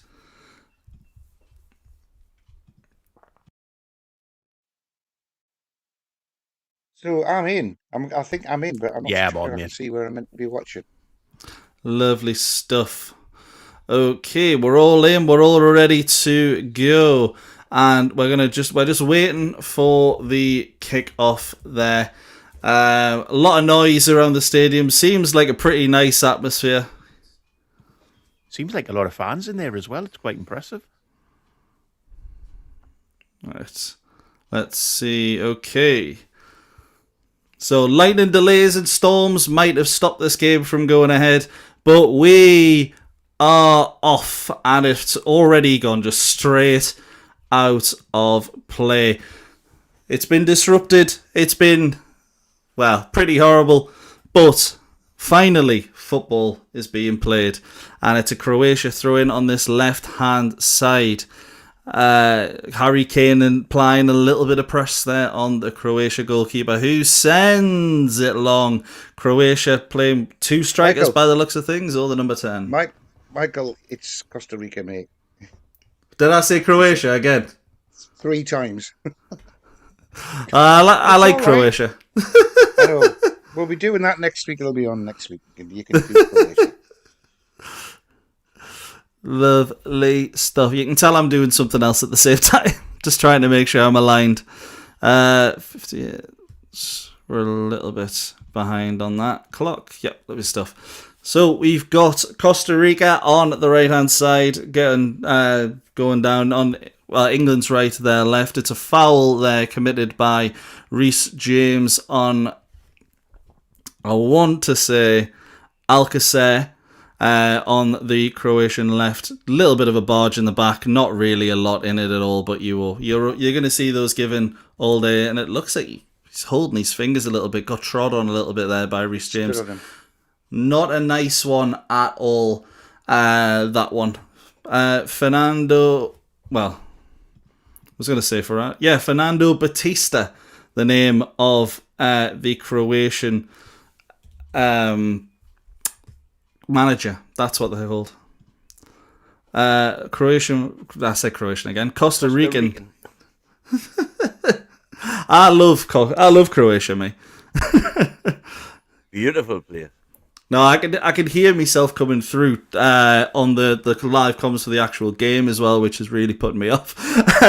But we have England have got the ball now on the left hand side with Nico O'Reilly. He's gone down, and got a foul there. Very stop-start in the early stages here. 2 minutes gone. Neither side really actually putting a passage of play together yet, but England playing into midfield, into Madueke. Again, another foul. Costa Rica putting a bit of an early press on England. Elliot Anderson advanced quite nicely, but again, Costa Rica just committing a foul, shoulder barging after the pass is already gone. We're going to see as well. Yeah, we're going to see 100 of those by Costa Rica in this game by the looks of things. But England are playing it forward now. Onto the right-hand side, into Reece James. Good tackle there by the Costa Rican left midfielder, Alcacer again. To be honest, it's going to be a bit of a battle on that right-hand side for England, because Reece James has got nothing. And it looks like both the fullback and the winger are going to be quite hard workers in this game. But England picking the ball up again in midfield, just passing it backwards. Konsa into John Stones, and he'll be the one to advance England forward, you'd think. Great passer of the ball from the back, but England just a bit of pendulum football here, just sideways and backwards, but into Madueke on the right hand side, and he's the one that you think can cause something. And it's another foul. We'll tally up how many times I say Croatia and how many fouls Costa Rica give away, and we'll see which one's bigger at the end. Get your bets in right now. Just out of interest, two pre-tournament friendlies and a female referee in both of them. New Zealand and today. So he's good at the New Zealand game. The lass there. This lass is going to have to be strong though. If this is going to be an aggro match, she's going to be tested. Looking that way at the minute. Yeah, 4 fouls already by Costa Rica. They're going to have to up their game if they want to beat me. You were saying Croatia so many times. Madueke on the right-hand side. Takes the long ball down well, beats his man into Elliot Anderson in the centre, out back to, it's at the feet of Reece James. England just playing it along there. Good little bit of play here, just forcing Costa Rica to move about, create some space going forward. Out on the left-hand side now, back to Anderson. Let's see what he can do. Giving a little bit more time there, Anderson. It's into the box, into the feet of... And it's just wide there. From Jude Bellingham picking up the ball. On target, that. I think it's deflected in that little number 10 area. It is deflected, yeah. It is deflected. Yeah, it's a good little effort. Bellingham does really well to make a little bit of space. Position, didn't he? And that's his really good last-ditch challenge, actually. Was excellent challenge to send it away. Yeah, it'll be a big tournament for him. There'll be a big tournament for him. Jude Bellingham hasn't really hit the heights at Real Madrid this season. And to be honest, he's one that always looks to shine for England, has done in the last tournament. There's a bit of bother going on in the box. Nico O'Reilly, Harry Kane, John Stones on the screen. But it looks like the referee's talking to Harry Kane, who, let's be honest, is always going to be pulling, always going to be causing some mischief in there. The Costa Rican centre-back is doing a little bit of a pantomime of just, looks like he's pulling something down. Hopefully it's an England player and we get a penalty for that. But Madueke to take the corner, arms up, drilled in, and it's to be honest, it's a very good interception in the 6-yard box there. Looks like it just missed. I think it was Bellingham at that front post. Picked up by the Costa Rican centre-back who just knocks it away. And England have got the ball again now on the halfway line, and it's going to be all England, the possession stats. Just out of interest there, when Costa Rica were defending that corner, they actually adopted a tactic that I've been proposing we do for years now. In other words, when you've got a corner, leave one man up there, and they left the guardie up. He took the left wing position that time. All right, and we'll see that a bit more. And so let's see if we do see it a bit more. Yeah, great spot.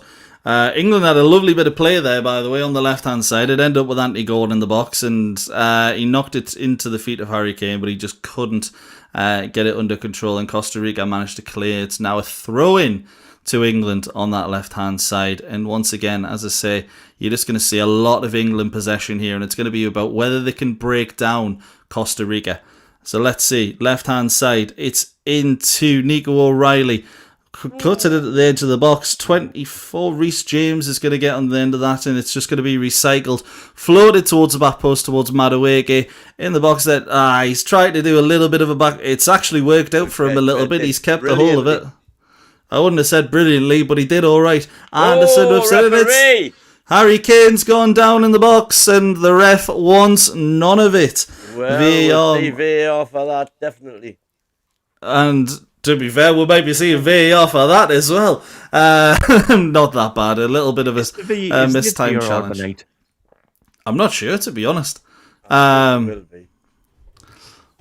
Out for a friendly, to be fair. You'd certainly hope not. VAR's ruined enough games though, going into friendlies as well. Eddie. I say that we'll get screwed by not having it working in one of these games, and I'll want it back. But England playing the ball out here on the right hand side once again. Lovely bit of play from Reece James and Madueke into, I believe, John Stones now on the left hand side. Again, England moving it a little bit quicker now. A lovely bit of movement from Gordon to get past his man, gets to the byline, pulls it back, and it's a goal! Come on!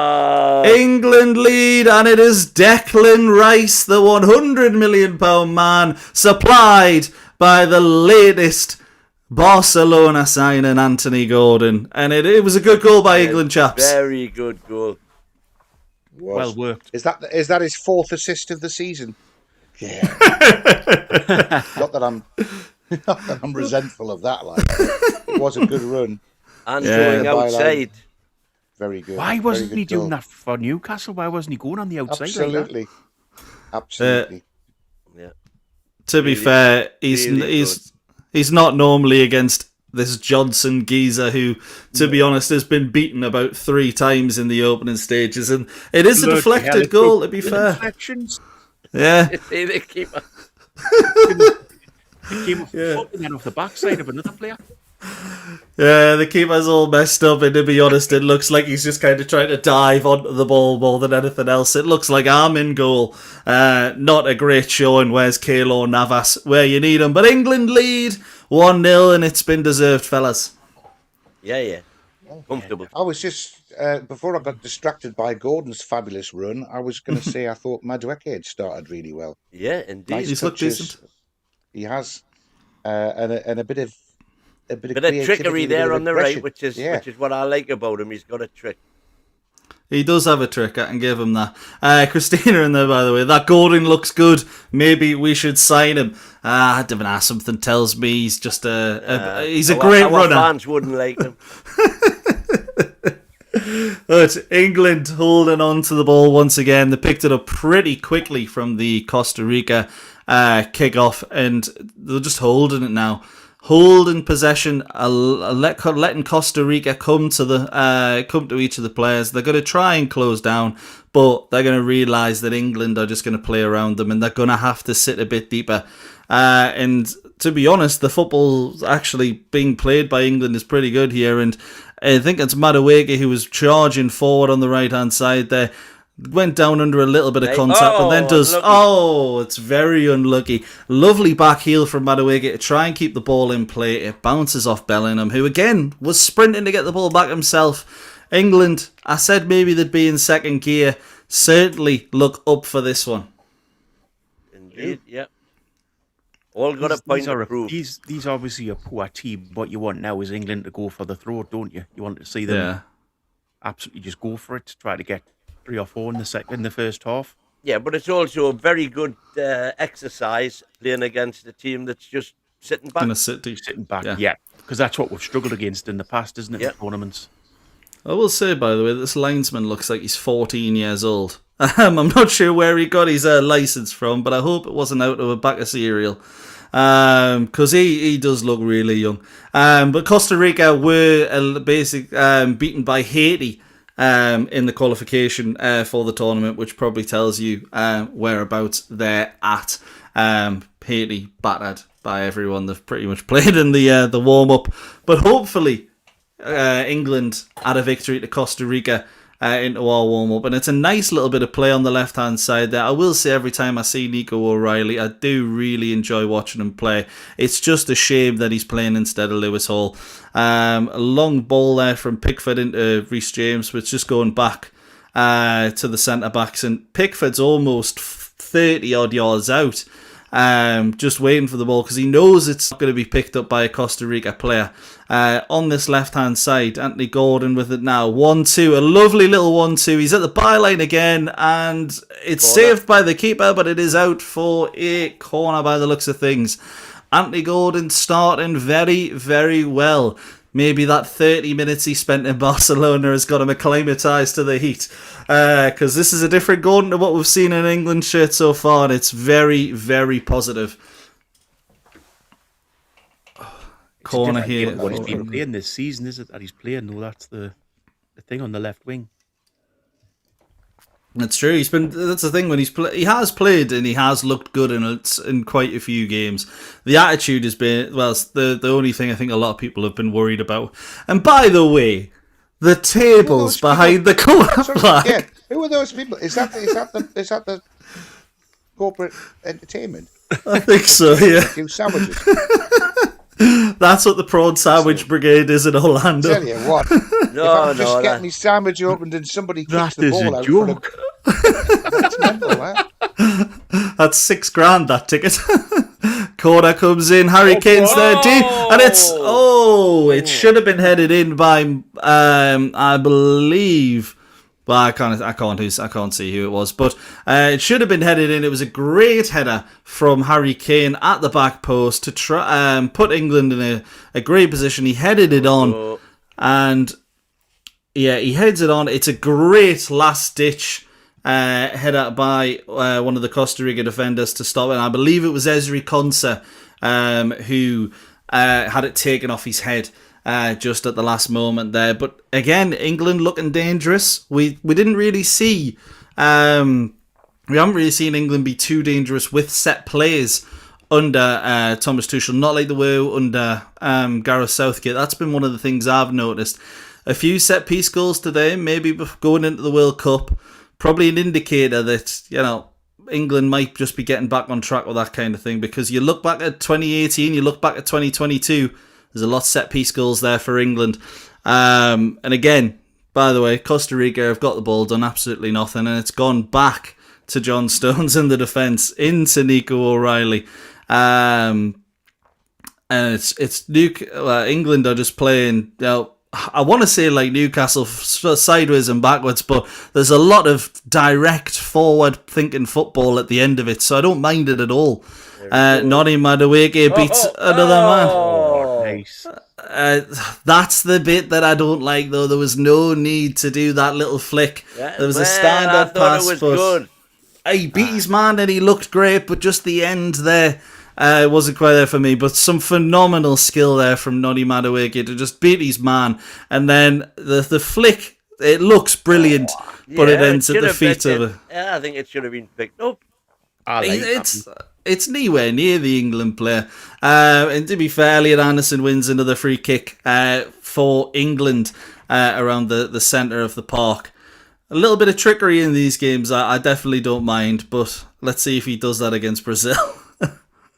Just a quick one. I think the goalkeeper top that Costa Rica are wearing is the same as the Newcastle goalkeeper top. Shite.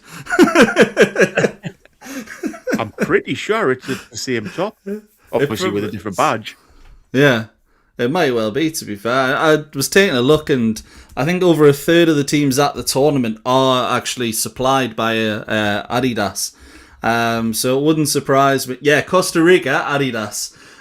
So you know what? It really wouldn't surprise me if it is just our top.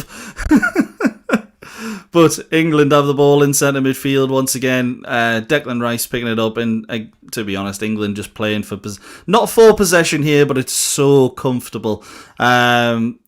Nico O'Reilly had time there to turn and put his foot on the ball 3 or 4 times before he was closed down. It's really comfortable stuff for England. And yeah, you don't want Costa Rica to come out and get battered, but you do want to see England given a little bit more of a challenge in the lead up here. But if they sit back and England manage to score 4 or 5, you're thinking, well, how good of a warm up is that for Ghana, for Panama? So it could be a brilliant day out for England and the fans in that stadium right now. Again, though, it's just being played around midfield until that decisive ball could come in. It was tried to play through to Bellingham, but just couldn't get his foot on the ball. Anderson picks it up again after the ball was played forward and won by Konsa. It's good one-touch play by England, and Madueke is so direct, it must be said. And I like these, that one didn't come off, but they're trying to just get that ball directly through the pack. Yeah, the outside of the foot tried there by Bellingham, much like a bit of Bruno Guimaraes. Didn't come off that time, but England trying some flicks, trying some creative ways to get through the defence. Just direct football. Again, England just holding on to it. They're not getting closed down by anybody, though, so it's just going to be a case of finding that killer pass, that bit of creativity that you need, or the little bit of width. If you see Anthony Gordon on the left-hand side right now, is he going to get picked out? Yes, he is. It's played slightly behind him, though, so it's not a great ball. And it's back to the left back. England, again, just holding on to it here. Tried to play the ball in behind there, I believe, was Elliot Anderson, and he's won himself a free kick. Another Costa Rica foul, this time by number 17, and you're looking at this and thinking, this could be a record for the amount of fouls given in a game here, because it seems to be all Costa Rica want to do, slow the game down, and hopefully this isn't a sign of things to come for this World Cup. Well, maybe you do hope it is. I think the referee in this game has to take control, doesn't she give one a yellow card just to calm them down? Yeah. Because if she doesn't, this is just going to go on the whole game and it'll ruin it.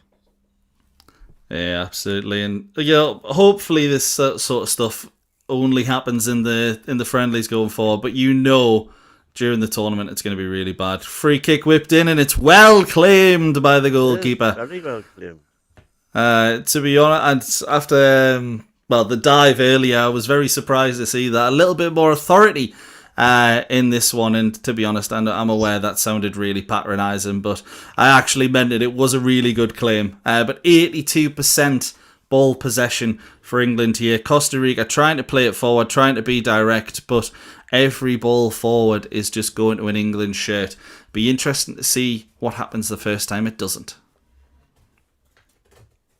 It's out for a throw in now off the ball from Alcacer, played off Reece James on the left hand side. It's just going to be played back. Costa Rica, to be honest, they're actually playing quite an attacking formation. They're waiting for the ball to be played forward, and the centre back just kind of lofted it. I'm going to assume he was aiming towards either the right winger or the right back, but it's an absolutely awful ball. Lofted up in the air, and England just picked it out with ease. And again, just England possession, like we've seen for 82% of this game so far. But England a little bit more direct when they need to be, and that's what we want to see. And speaking of direct, Anthony Gordon gets around, and it's foul number. It must be 10 already. It must be yellow card. But the first yellow card of the game goes to a Croatian player. It's not showing me which one. Number 2 for I said Croatia again. Costa Rica, number 2, Johnson, the one who I was talking about before, who's been absolutely terrible. I will say that if the Croatia game goes like this, I'll be very, very happy. Yes, Johnson. I think BBC are taking their time to catch up here on the stats, because they've got them down as 5 fouls so far, and it's definitely more than 5. Definitely a lot more than that. Maybe they got tired of counting. And to be honest, who could blame them? In the other friendly, by the way, Portugal lead Nigeria by 2-1 from Pedro Neto and Francisco Coensao. And England, I just missed that there. I think that was a good save as well, by the way. That was an excellent save. Excellent save. They were dilly-daddling over the free kick, and it's actually whipped in, and it's came off Harry Kane. He's rose brilliantly, hit it with the back of his head, and it's an absolutely fantastic save there by the Costa Rica goalkeeper. Who's this keeper? Sequeira, he is called. And to be honest, we were laughing at him before. We're not laughing anymore. Brilliant claim and a brilliant save. Fair play, getting himself back into the game. But another corner now for England. A little bit of holding in there in the box already. A little bit of argy-bargy with Konsa. Yeah, Declan Rice looks like he's going to take this one, but the referee's taking control of the game. We'd like to see this. Saying to Harry Kane and the Costa Rica number 40, Gallo, yes. You can't be doing that. You can't be doing this holding. I'm just going to give a free kick. So let's see if she follows through, or a penalty. We'll follow through on that. Declan Rice to take for England. The arm goes up. It was low, and it was straight at a Costa Rica player. Let's hope he doesn't do that again. Madueke took the last right wing corner, huh? Yeah, and it went well. It was a decent effort, yeah. But England just going to hold on to the ball a little bit, recapture their positions. Everyone's getting back in their position there. Stones and James are just going to swap back over. Stone's going to offer the ball, be offered the ball there. Anderson just dropped into that centre-back role there. You like to see that from your defensive midfielders. England play it long over the top from Madueke. And Madueke picks it up. He does well to control the ball. Comes backwards. A little bit of trickery here, maybe. He's been doubled up on now. You clearly see him as a big threat. Well played, England. It's into Anderson on the edge of the box, and it's whipped in with feet. Another good save. It's a good save. This time to deny Madueke. Anderson put the ball into the box with power. It was it seemed to hit off a Costa Rica centre-back. In fact, he does really well to stop it going into his own net. It comes out to Madueke on the edge of the box. He's fires the ball into the ground. Decent height for the goalkeeper. Maybe a save you'd expect him to make, but it's a good save nonetheless. He looks good, this lad. I wonder how much more than 18 million he cost. We'll put a 25 million bid in and see what they think. Certainly not doing his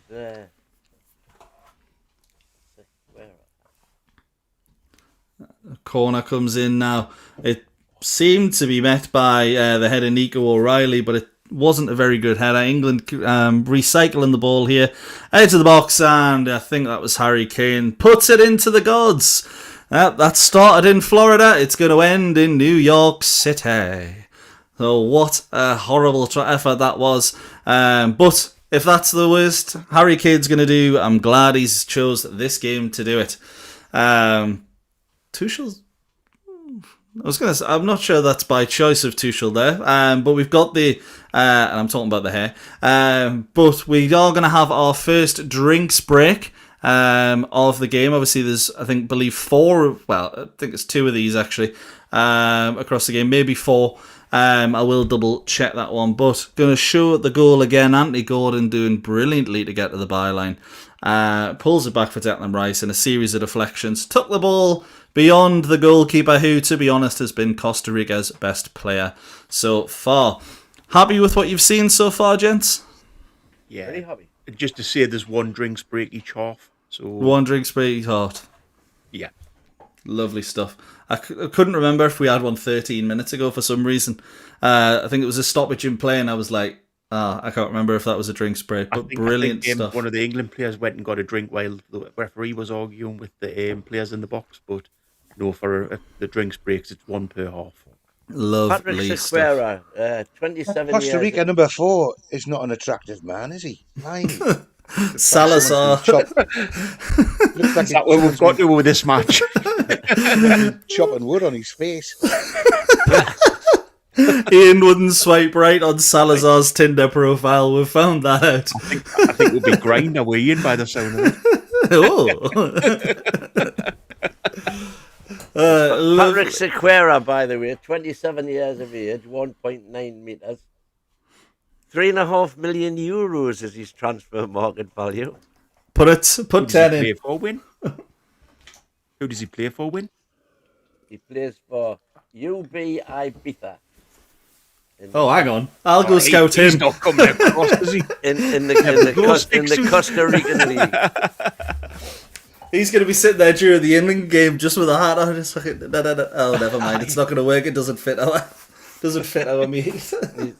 And he's won 1 title with them. Oh, wow. He's won the same amount as Eddie Howe. And all of Newcastle, to be fair. Just some of the messages we've had in from the chat, by the way. Thanks to everyone for listening along with us.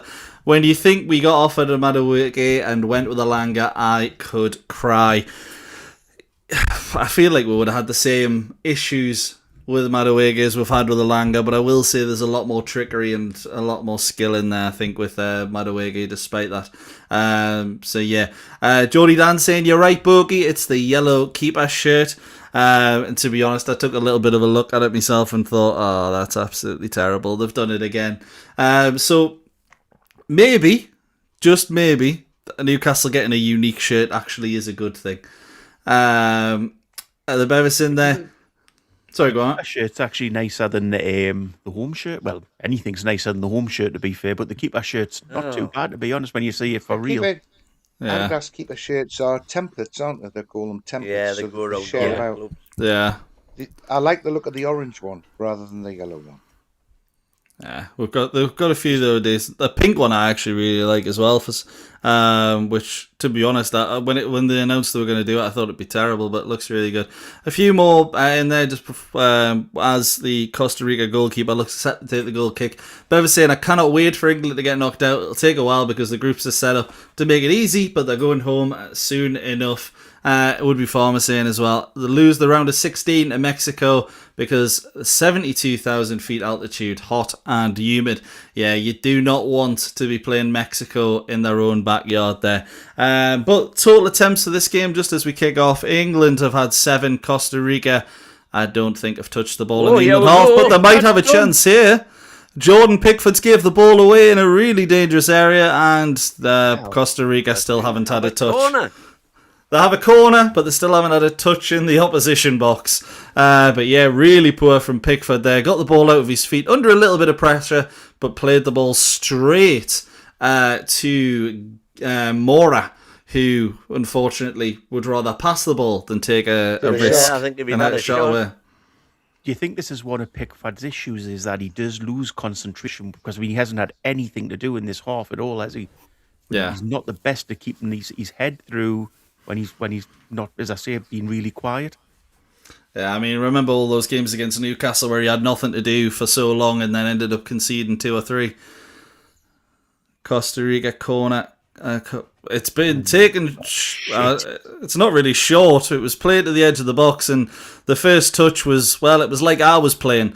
And it's gone all the way back to the goalkeeper, who's going to launch it long straight to the head of Reece James. And Madueke with a nice little flick, doesn't come off though, and he's committed a foul. And now Costa Rica have a free kick about halfway and on the left-hand side. That might have been Bellingham, actually. Sure enough, if you're Costa Rica, if you've got any chance just to swing it in the box, you do it. You don't muck about with like corners or things. You just get them in the box and hope something happens.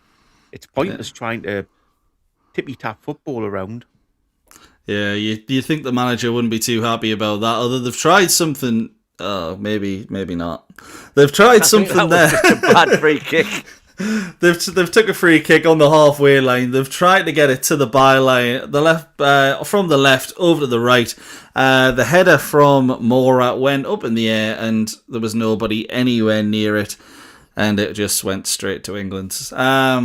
Costa Rica haven't really shown anything in the first 30 minutes. England have played some good football despite the heat, despite the humidity. So, you know what? And they're in behind again here, actually. Anthony Gordon has been barged in the back. And that is going to be a free kick. It looked like it was potentially on the line. That's on the right on the edge of the area, isn't it? O'Reilly launched it forward. Rice with a lovely flick. And, Anthony Gordon just on the edge of the box. Yeah. England have a free kick in a dangerous position on the left-hand side. The angle isn't quite right for a shot. But a deep cross maybe towards that back post. You'd expect to see Harry Kane there, although he's currently talking to the referee. So it might take a minute or two for this to actually work out. Well, let's see. Okay, Declan Rice telling the Costa Rica players to shut up is a nice little touch. But I don't. Again, Bogey, you're completely right. I don't know what they're arguing about. It was a clear as day free kick. I mean, the goalkeeper's still fuming. Keeper wants more to do. They're still raging. I'd like to see that again for how angry they are. Yeah, I mean, it is a clear shoulder barge in the back. Straight in the back. Yeah. And it's Rice and Reece James currently standing over the ball. So Reece James has obviously done a bit of madness against Newcastle before, but not from this angle. This has got to go into the box, isn't it, rather than a shot? Or to the edge of the box. Good point. Floated, like absolutely pinged in towards. But again, this should be. They should know what they're going to do in situations like this. It shouldn't be This is what annoys me about Newcastle when they have 10-minute conversations like this. They've got a set piece coach. They should know what they're doing in any given situation. Yeah, up Declan Rice to take it. It's what the? What was that? I think it was a shot. I mean, he's saying no one's talking, so that was absolutely dreadful. I couldn't actually see where the ball went. It was that bad. I think it just flashes over the ball. I'd need to see the replay on that. It wasn't anywhere near from the looks of things. For some reason, they're more occupied about Thomas Tuchel and his jacket than the ball actually going in. Right. Doesn't look a happy chappy, does he?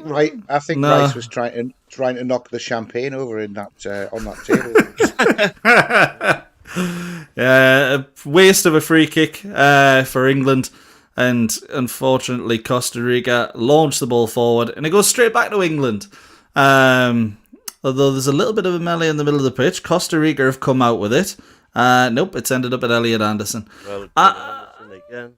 For the interest of this being a funner game, What are you doing? I'd like Jordan Pickford to have the ball as much as possible because the balls went back to Pickford. He's got closed down, and this time he's just booted it out to play under a little bit of pressure. Don't know what's with him at the moment, but it just doesn't seem to be right. But like England on the break. It's a great ball into Madueke. Takes it wide, and he's missed. Oh, what's He's missed. Why did he do that? He's got a good right to left. My God Almighty! Is he a Langer in disguise? Is he? Aye, good question. What? Well, he does everything. Round he goes, and then whoop. Oh, he hit the post. He hit the post that came back at him. Still, he missed. Yeah. Yeah, it's a brilliant bit of play from England. They pick the ball up on the halfway line. Harry Kane into Jude Bellingham. A great ball ahead of Noni Madueke for him to run onto. Does the hard part, takes it around the goalkeeper, then plays a pretty atrocious 1-2 with the post. Question why he used his left foot there, by the way. I mean, yeah. it's obviously the right foot, isn't it? Back across the goal. Yeah, it might have just been a bit of a heavy touch when he's took it around the keeper and he's felt like he's needed to take it. Ouch! Oh, Dear that looked me. bad. Yeah. That could be bad. 50-50 in midfield. Both players have gone for a header. Looks like Gallo and Anderson. And to be honest, I think Anderson gets the forehead and right in the mush there. Anderson looks the better off out the two. I think it was Anderson that was actually the aggressor there, to be honest. I don't think that was any aggressor. Not aggressor, but sort of the one that... Oh, no, it was his shoulder that goes into... Gallo. His shoulder goes into Anderson's face. Yeah, it's not nice at all, that. But two players both got eyes on the ball. It is going to happen. There's no malice in there whatsoever. Both of them. Nah. We're all good. Gallo's up. Doesn't seem like he's been too affected. Anderson's up. Both players seem okay after that collision. And Would-Be Farmer saying Anderson's down to 60 million now. Maybe that's took a few brain cells out. But England 37 minutes into their final warm-up game against Costa Rica, 1-0 up. Thanks to a goal from Declan Rice. Should be 2-0. Been pretty comfortable. But let's see if Costa Rica can up the tempo and cause England some problems. And they've got the ball back now from that. It must have been a free kick. I would have thought it would have been a drop ball, but England have won it back pretty easily. Gave it away straight away in midfield, and now Costa Rica are a little advanced. Mora tried to knock it forward, but unfortunately, I say well marshalled by John Stones. It was a pass into nowhere. But let's see England's take control here. They've got it in the corner, a little bit of pressure, and it's Harry Kane picking the ball up in the box. And he's a little bit of pressure, finds his man. I'll have Beckenbauer. Although England have lost the ball here on the left hand side. It's not great play, although they've come out with it and they're doing well. First time, man. Bellingham charging forward. Ball. It's a horrible ball into Madueke. But back into Bellingham. Let's see what he can do here. Little give and go with Harry Kane. On the left hand side, waiting for the overlap. Bellingham back on the overlap and the cross. Terrible, isn't it? The cross was like watching Newcastle United. It was that bad. Right, some of our crosses this season have been like that. But from the left-hand side, and Bellingham does all the hard work, by the way, runs from the centre of midfield onto the right-hand side, plinks the play with 2 or 3 players over to the left-hand side, and then the easy part, just getting across into the box, cause a little bit of danger. It doesn't have to be on someone's head and all the way out for a throw-in. But again, from the throw-in, England win it back, and a lovely bit of skill from Madueke there. Wins a free kick. And it's the number 8 for Costa Rica, Aria, who has struggled against... he's giving him the finger, that's too often that's happening. Yeah, it's not going well. Do you think England are missing a bit of a trick here? Because we seem to be going down the right quite a bit, whereas I think our best winger's been Anthony Gordon on the left. I don't know. I think we're both having good games. I think Madueke. Oh no, I'm not saying I'm they're not having a good game, but I'm just saying, do you not think we should be using the left a bit more? No, I agree. I hate it when one side just focuses on one No, but one side of the pitch. I think we're using both sides. I think we're using them both pretty effectively. It depends where I think we're in the last from 10 minutes, I think if you look at the heat map for the last 10 minutes, most will be down the right. Yeah, I agree. But England have a free kick here. Declan Rice stand over it on the right-hand side. Let's see if this one's a little bit better than the last one. This one is going to be whipped in. You can just tell by the line up there. And it's hit the first man in the box, but it's going to come out to an England body. And it's chipped in there towards the back post. No one there able to get it, though. And Costa Rica are going to take it into the corner. Good pressure there by England, and they've won it back. Yeah, England get the throw in. Anthony Gordon with the pressure. Him and Harry Kane doing well there. It's gone all the way back to the halfway line, to be fair, with John Stones from literally the corner flag. And England just going to recycle possession once again here. They're just going to take it slow and then try and play that killer ball by the looks of things, because there's no pressure on the ball whatsoever. 192 passes completed for England, 29 for Costa Rica. Not good at all, from their perspective at least. It's out on the right-hand side once again here, and it's kind of just, I want to say walked out of play, but I don't think that was an England throw-in, if I'm completely honest. I think it was. Reece James trying to do a bit too much on the byline. Thought for me he was the one that played it out, but England get it back and they're just going to recycle the play again, move it from the right hand side to the left, try and create a little bit of space. Nice little one-touch football in there at times, but Costa Rica winning it back pretty well. It's just a shame they can't keep onto the ball, and it's a free kick once again, and this time it's Soto getting in on the action. Another foul on Nico O'Reilly there. Although, actually, it looks like O'Reilly maybe fouls him, because he tries to kick through there and he doesn't really get any of the ball. Play through there, and then as soon as the play reactivates, Konsa gets brought down, this time by Ugalde, and the referee really needs to get a hold of this game, because last warning. I think they're all on last warnings. They need a booking here just to calm things down. Yeah, need another one. Oh, here we go. There's a, Yeah. Oh, that's the Costa Rican coach is getting the call. And to be honest, it's I don't know what the Costa Rican coach has said there, but it can't be any worse than some of the fouls that we're seeing. So England have yet another free kick, Anderson to take, and it's backwards, just into the centre backs, and they're going to just basically try and recycle the play once again into midfield, into Bellingham, picking up a bit of nice space there, and Madueke, should I say, on the right hand side. Reece James has overlapped a little bit, but again, Madueke trying to do a bit too much on his own. Lost the ball there, and it's a throw in to Costa Rica. It's not going to come off every time. It's not, no. It's just picking and choosing. I think in his career, I've found he's not really been great at.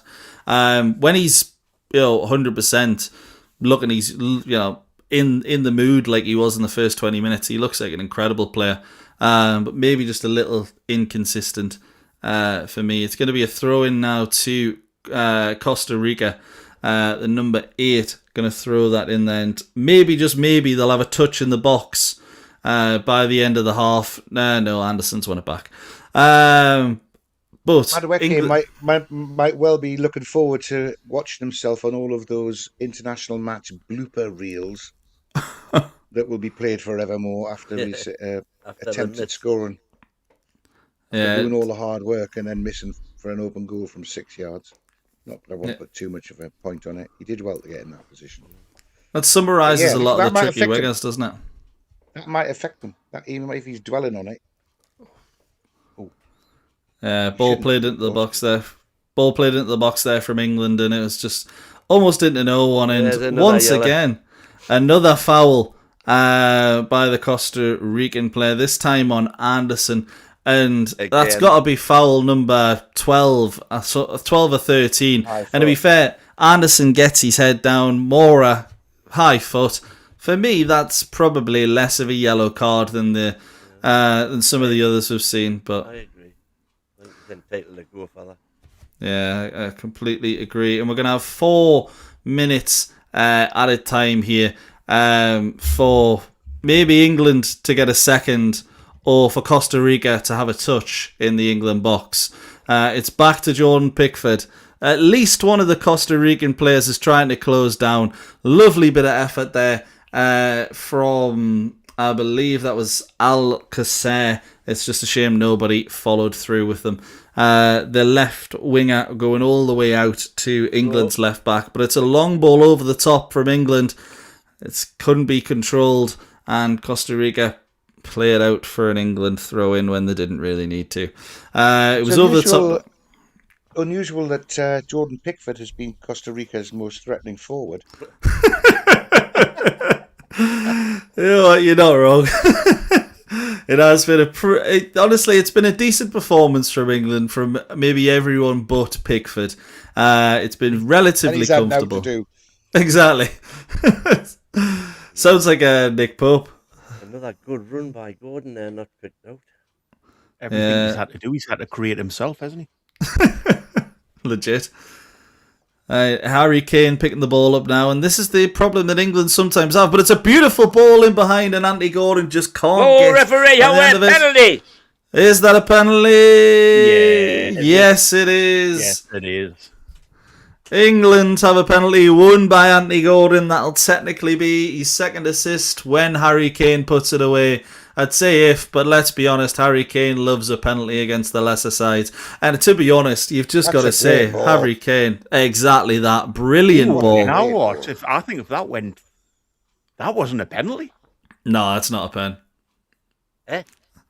That's not a penalty. He's not touched him. That's soft as shit. I'd be fuming if that was against us. Honestly, but it's not. If that went to VAR, I think it would get turned over. Obviously, haven't got VAR this match. Yeah, they'd send him to the monitor, I think. It didn't look like there was a lot of contact there at all. But England we feel like we've been screwed at tournaments before. Anthony Gordon might be the one. There is VAR on, just go and have a look. I think this will get turned over quite quickly. Yeah. Yes, there is VAR. Oh, is she looking at that Cove flag? No, it is VAR. Yeah, it's soft. It's really soft. It's a shoulder to shoulder. It's not the shoulder to shoulder that saw Shalaba against Chelsea. It's very, very light. And I think he catches his heel. Watch, he catches his heel. He's right. Left heel there. Maybe a little bit of contact. But I should get a yellow card for the attempted buggery anyway. Hang on, let's see. That's not a pen. I think it's a penalty. I'd be fuming if that was given against us. No, it is soft. Oh, she's saying no penalty anyway. Get up. No penalty. England probably going to go in at 1-0 rather than 2-0. And to be honest, I've got no complaints. You're going to book Gordon for diving then? No. Nah, I think there was enough in the shoulder to shoulder that you can kind of justify him going down, but it's not a penalty. For me, at least. But 3 minutes 40 into the 4 minutes added time, and Costa Rica, well, doesn't look like they're going to get that touch in the England box anytime soon. But the ball is going back to Jordan Pickford potentially. No, unfortunately for Costa Rica, it is not going back to Jordan Pickford. It's going to John Stones. England have got one more chance to get forward, maybe. No, they do not. That is the half-time whistle. Gentlemen, England go into the break 1-0 up against Costa Rica. And to be honest, it's been very comfortable, but it's maybe been what England have needed, given the fact that we're going to play Ghana and Panama in the group stages. Content with that first half? Very. Yeah. I am, although having watched England for nearly 60 years that I can remember, this is just typical of leading 1-0 for ages. Pickford does something stupid in the 78th minute, and we come away with a 1-1 draw, wondering what the hell's gone on, because we should have been 3 or 4 up on that. So dominant. I was going to say, I'm not particularly happy with it. I think we should have been absolutely bombing forward, trying to score more goals. There's this thing in football now, as soon as you get a goal, for some reason, you stop attacking. I just don't get it. There's your attack, Max. So, we have been more on the right than we have on the left. But that's still, it's not barren on the left at all by a long way. To be honest, that's representative of what we've seen, isn't it? The right-hand side. Maduegues gave the Costa Rican left-back Aria a lot of problems, and every time Anthony Gordon's got the ball, Johnson doesn't seem to know what to do with it. We'll see if Croatia have the same problems next week, but Costa Rica aren't exactly given a lot for England to worry about. And I think Thomas Tuchel will be looking at the game and thinking, now I can probably make some changes. Do you think there's going to be the 10 changes that at half time that we've seen a lot of teams do in these friendlies, or do you persevere and give this lineup a little bit longer?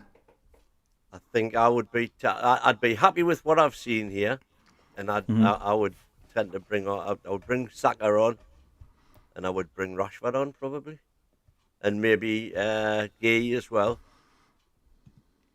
Give Stones a bit of a breather. But other than that, I would say, more of the same. Thank you very much. Yeah, we made 11 changes at half time against New Zealand. Obviously, very different side then with Watkins, Rogers, Rashford, Henderson, Mainu, Quansah, Gay and Spence all in there.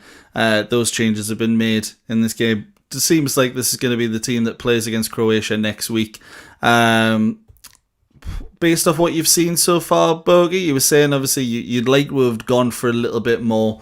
But with the passages of play, have you seen enough to be hopeful for England going into the World Cup? I quite like the way the two wingers have played, because they've stayed quite wide. They've been with Kane up front. You can afford to do that because he's got such a great style of play that he can create his own chances through the middle. Then if you've got the players out wide as well, he'll be there for them. So yeah. I think it's been good there. Defensive-wise, it's really hard. I mean, Pickford's been a bit of a worry. But defensive-wise, there's not really much we can talk about, is there? Because there's been no attacking from Costa Rica. Yeah, absolutely.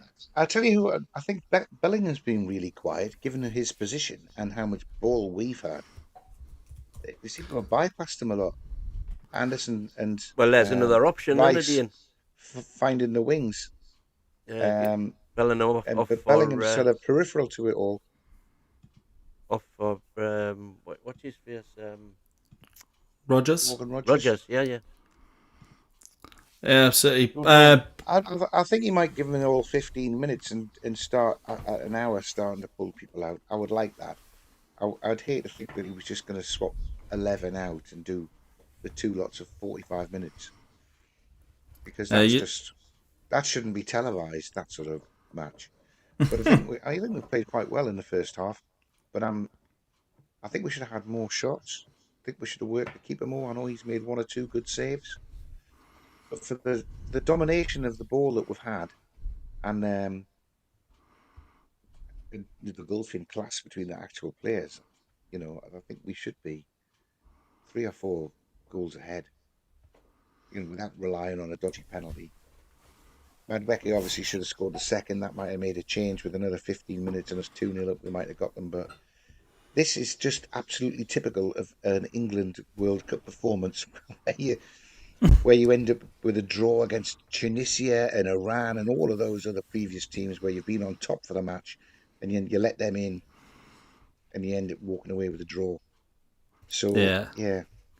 I don't know. I don't know whether you change it all at half time or you tell them they've got 15 minutes to cement their place in the starting lineup in the first qualifier or you're going to give somebody else a chance to come and steal it. Put a bit of jeopardy on these lads to do the right thing. Yeah, it's done all right though.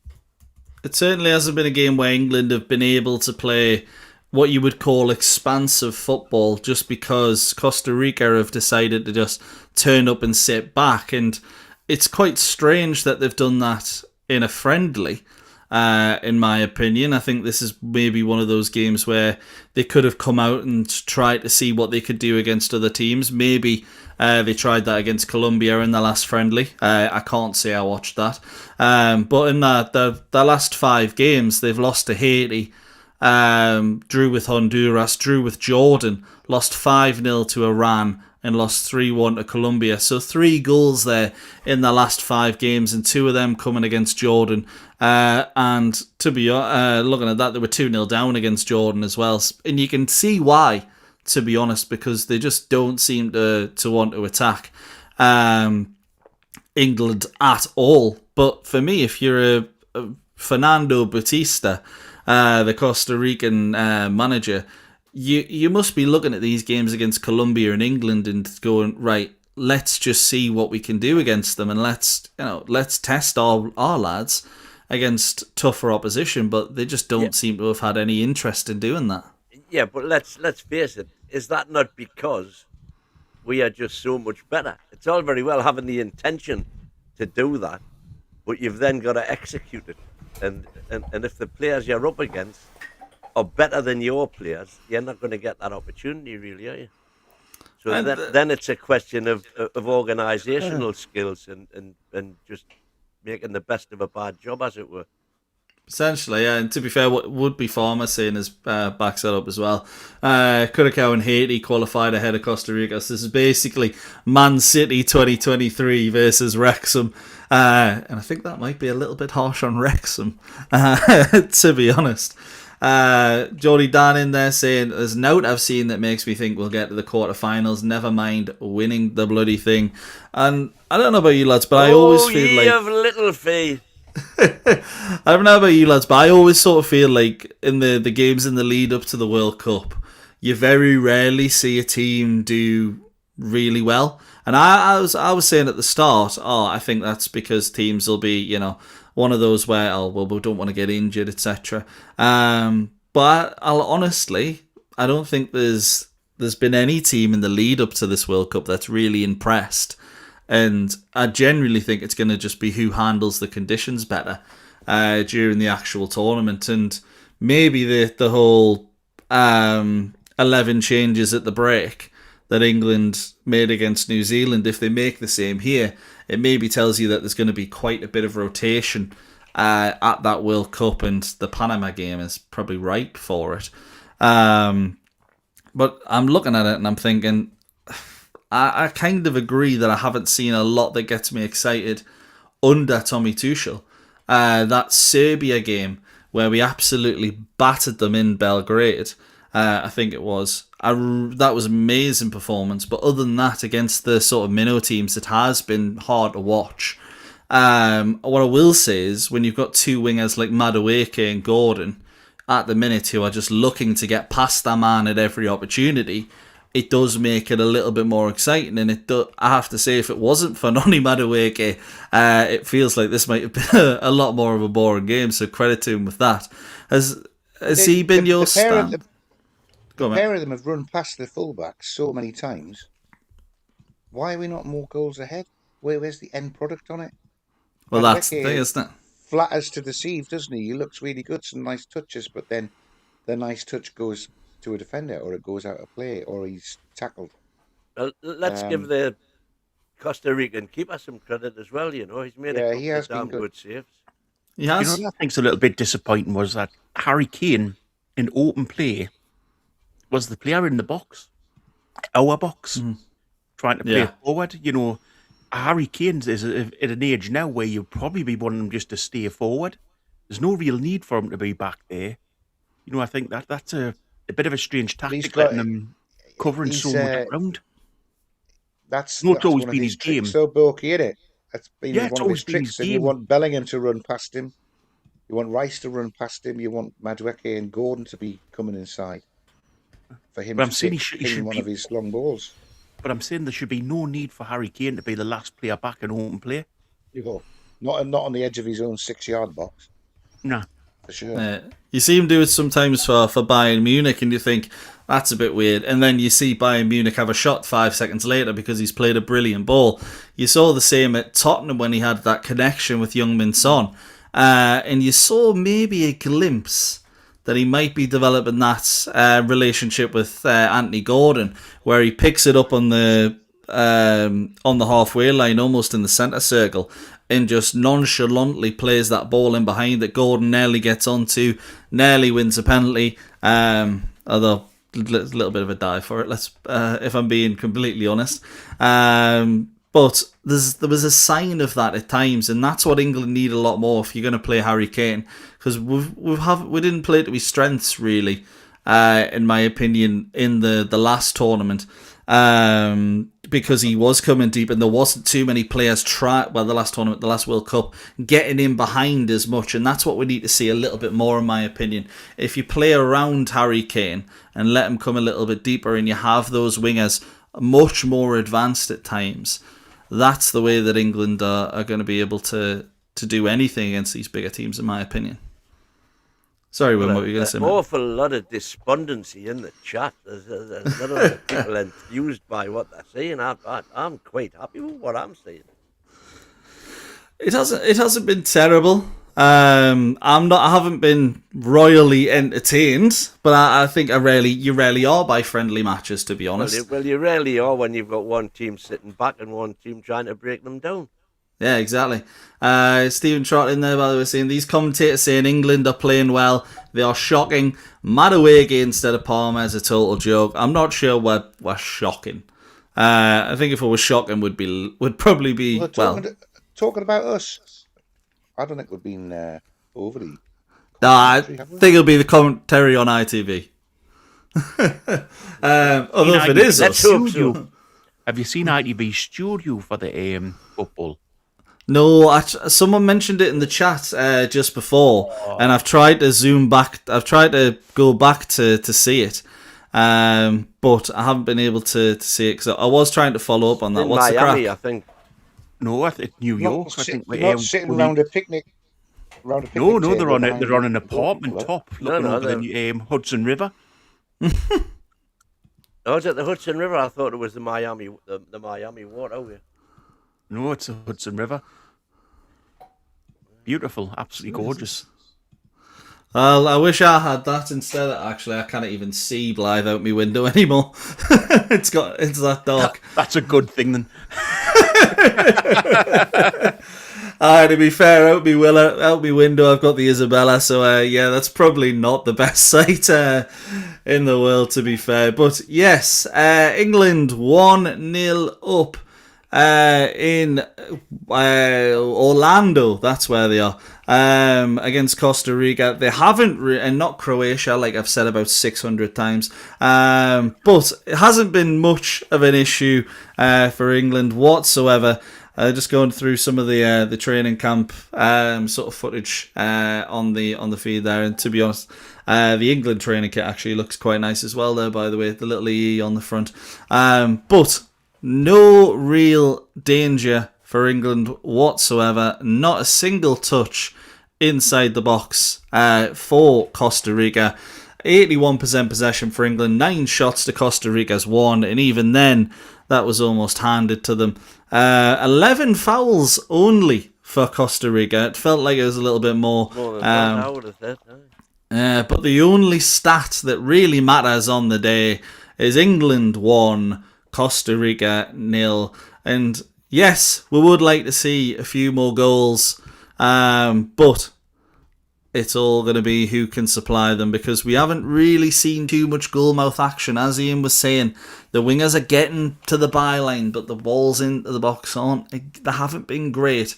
Is that down to Costa Rica just putting 10 behind the ball at some points, or have England been a bit wasteful as well? I think we've picked out the Costa Rica man at the corner a few times, haven't we? So we've got into promising positions and then wasted them. I don't know. I mean, if there's no change in the first 15 minutes, I would bring Rodgers and Watkins on, see if they can bring some of their Aston Villa magic together to try and unpick things. But Yeah. we've got so much of the ball. You'd think that you'd want to do something if you were playing more than just put your foot on it and knock it back to the centre half. We've still done a lot of that.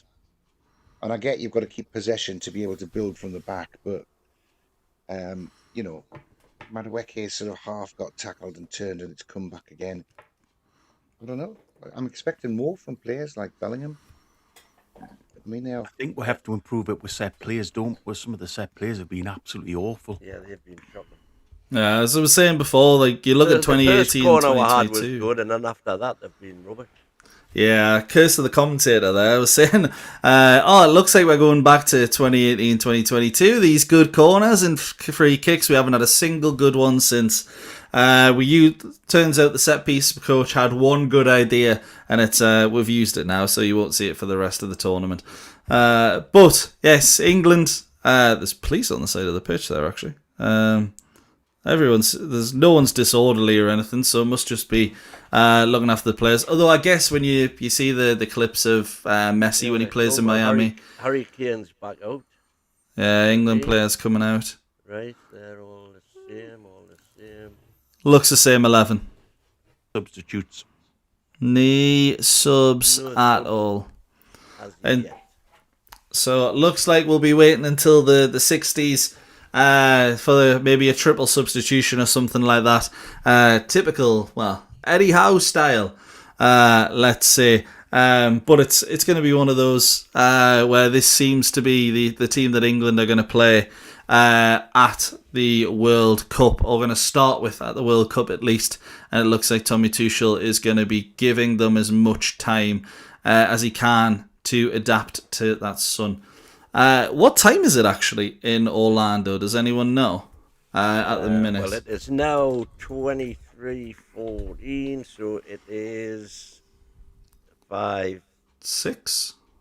10 past 6. 10 past 6. So it's not too bad. Still decent conditions for them. It'll be winding down now. So you should maybe start to see a little bit more energy in that second half, maybe from England. But again, maybe energy hasn't really been the thing that's been lacking. You saw Bellingham running from the central of the pitch to the right, over to the left, and it was the final product that just couldn't make it in there. Will be Farmer in there saying put Palmer, Foden or Morgan Rodgers in there. I'd love to see Rodgers, but I don't think the other two have been brought to the tournament in there. David Spence saying England need to be more creative in the attacking going forward. Michael coming back and saying skyscrapers aren't my idea of a good view. And Ads was talking about Sam Matterface when talking before, saying he always talks absolute rubbish on ITV with England. And to be fair, thankfully, I've got everything muted because I can hear myself back and I don't know how to fix it without breaking everything at the minute. So, knee commentary on my end, just my dulcet tones and the guys in the panel as well, where everyone is out for the second half. No changes from either side by the looks of things. Just waiting on... Yeah. There has been a change. Yeah. 2 for 20. While I try and figure that out. There is okay, so it is Sean Johnson coming off for Haxel Quiros. They've took off the only name I can actually pronounce properly and brought on one that I can't. Thank you, Batista, if that even is your real name. Right. S. Johnson, of course, Michael, better known for his diary writing than his position at the right back, I would say. And we're off. And we are back off. Where are we? Yes. Okay. Bish, bash, bosh. Straight away, the first foul. Yes. Took all of 18 seconds. Brilliant stuff by Costa Rica once again there. Ugalde, the one making the foul that time. You can tell they like that breaks, don't you? Not if the World Cup goes like this, no one's going to have any problems with needing a water break. But England... Man, you've got men forward, men sideways, why pass backwards? England just holding on to it here. Again, back to Pickford. This is bloody... You were liking it 10 minutes ago. No, they were playing for the first half of the first half. They were playing some lovely direct balls. That was a good. There we go. There's another one. Madueke now running at his man. They've doubled up on Madueke now, so they can see he's a bit of a threat. It's still not stopped him. It's out to Elliot Anderson, whose ball into Jude Bellingham was unfortunately straight at the defender, and it's now a foul from England. Elliot Anderson coming across his man there. And this looks like he's took a bit of a knock to the chest. The Costa Rica number 10, Alcacer. He looked like he went down holding his heart there. I was almost worried about him for a sec. But he is up and looking fine in a Costa Rica free kick. 90 seconds into the first half. Played long. Someone was already offside. I don't know how he's done that. And it went straight to an England player, so the ball is recycled again. One touch play getting it forward, and Harry Kane brings it backwards. A nice little turn there, to be fair, to hold on to the ball, but you do want to see him play it forward, just like that into Madueke on the right-hand side. Runs at his man, cuts inside, and it's a lovely effort. Not far wide at all. That's what you want to see from Madueke, lads, isn't it? Indeed. Absolutely. But it's what you want to see from them all. Yeah. It was a great little cut inside, and that's what he does well. He beats his man, creates a bit of space. If he can get... Well, probably a fair bit. It's not bad at all. Game, hasn't he? He's got real confidence in himself. Yeah, he looks like one of those players that, on form, he could be a real menace, but that end product just isn't quite there. Costa Rica launch the ball forward, win the first ball and lose the second. Elliot Anderson once again winning it in midfield. He's been absolutely incredible, to be honest, at picking up those second balls. Very vital for England as they limit Costa Rica in the attacking areas. But let's see if England can get the ball forward. It's a poor pass by Anderson there, to be fair. And Costa Rica can break forward. Number 17, he's got it all to do by himself. He's gone down in the box. He's not getting a penalty for that. A good defensive work in the end there by John Stones and Declan Rice. But the pass into I want to say Mora, yes. Pass into Mora. He just runs it forward, beats a couple of players, but he tried to do too much in the end, and it went out for an England goal kick. Uncharacteristically sloppy there from Anderson. At least he was trying to be direct. True. If there's a time to play it forward and make mistakes, it is in the friendly against Costa Rica. But England going to play it forward again now. Two passes in a row that have gone straight forward. 3 that have had forward movement. 4. One's gone backwards, but it's in Madueke again. To be honest, he's got the overlap there of Reece James. Madueke crosses it in. It's not going to be it's not a very good cross at all, but it's recycled by Elliot Anderson into Rice. Back to Anderson. Not a lot of pressure on that until Anderson played the pass. Out wide. Reece James put Madueke into a tough spot, but he does well. Better. One touch play now from England. Not a lot of pressure on the ball, but one touch all the same. Into Rice. Out to Gordon on the left-hand side. Let's see if he can do anything. He cuts inside this time. Into Bellingham. It's just slow and steady wins the race, but it's overlapped. Bellingham on the ball again on the right-hand side after a little bit of one-touch play, 1-2 play with Nico O'Reilly, but Costa Rica deal with it. But again, they just hit it out, and Declan Rice is the one that picks it up this time. England on the break again. Out wide into Nico O'Reilly, back to Rice. England just playing at their own tempo here. And Anderson is just going to little bit of pressure forces England to go backwards, but again, not a lot going on. They're just playing triangles here. The slight press comes from Costa Rica, but they can't maintain it, so it just ends up being for naught. Anderson again on the about 25 yards out. Played forward by Rice, but again, it's backwards by Bellingham, then sideways. Well, let's have some movement in the box. Yeah, there's not a man in the box, which tells you everything. Harry Kane coming deep. Madueke now on the right-hand side. Again, they're doubling up on Madueke. No one else seems to have that creativity to play that ball. And the point is, if they're doubling up on Madueke, we should have a spare man. Yeah, it looks like it's Gordon, to be honest. Yeah, it is. Oh no, it's Nico O'Reilly. Sorry, and it's a poor ball into Gordon, and it's out for an England corner. Little bit of one-touch play there. A better ball from O'Reilly would have put Gordon in a much better position. But a little first touch, a little bit too straight, to be honest, and just straight out of play. But England have the corner. Let's see if they can go a little bit more direct from a set piece.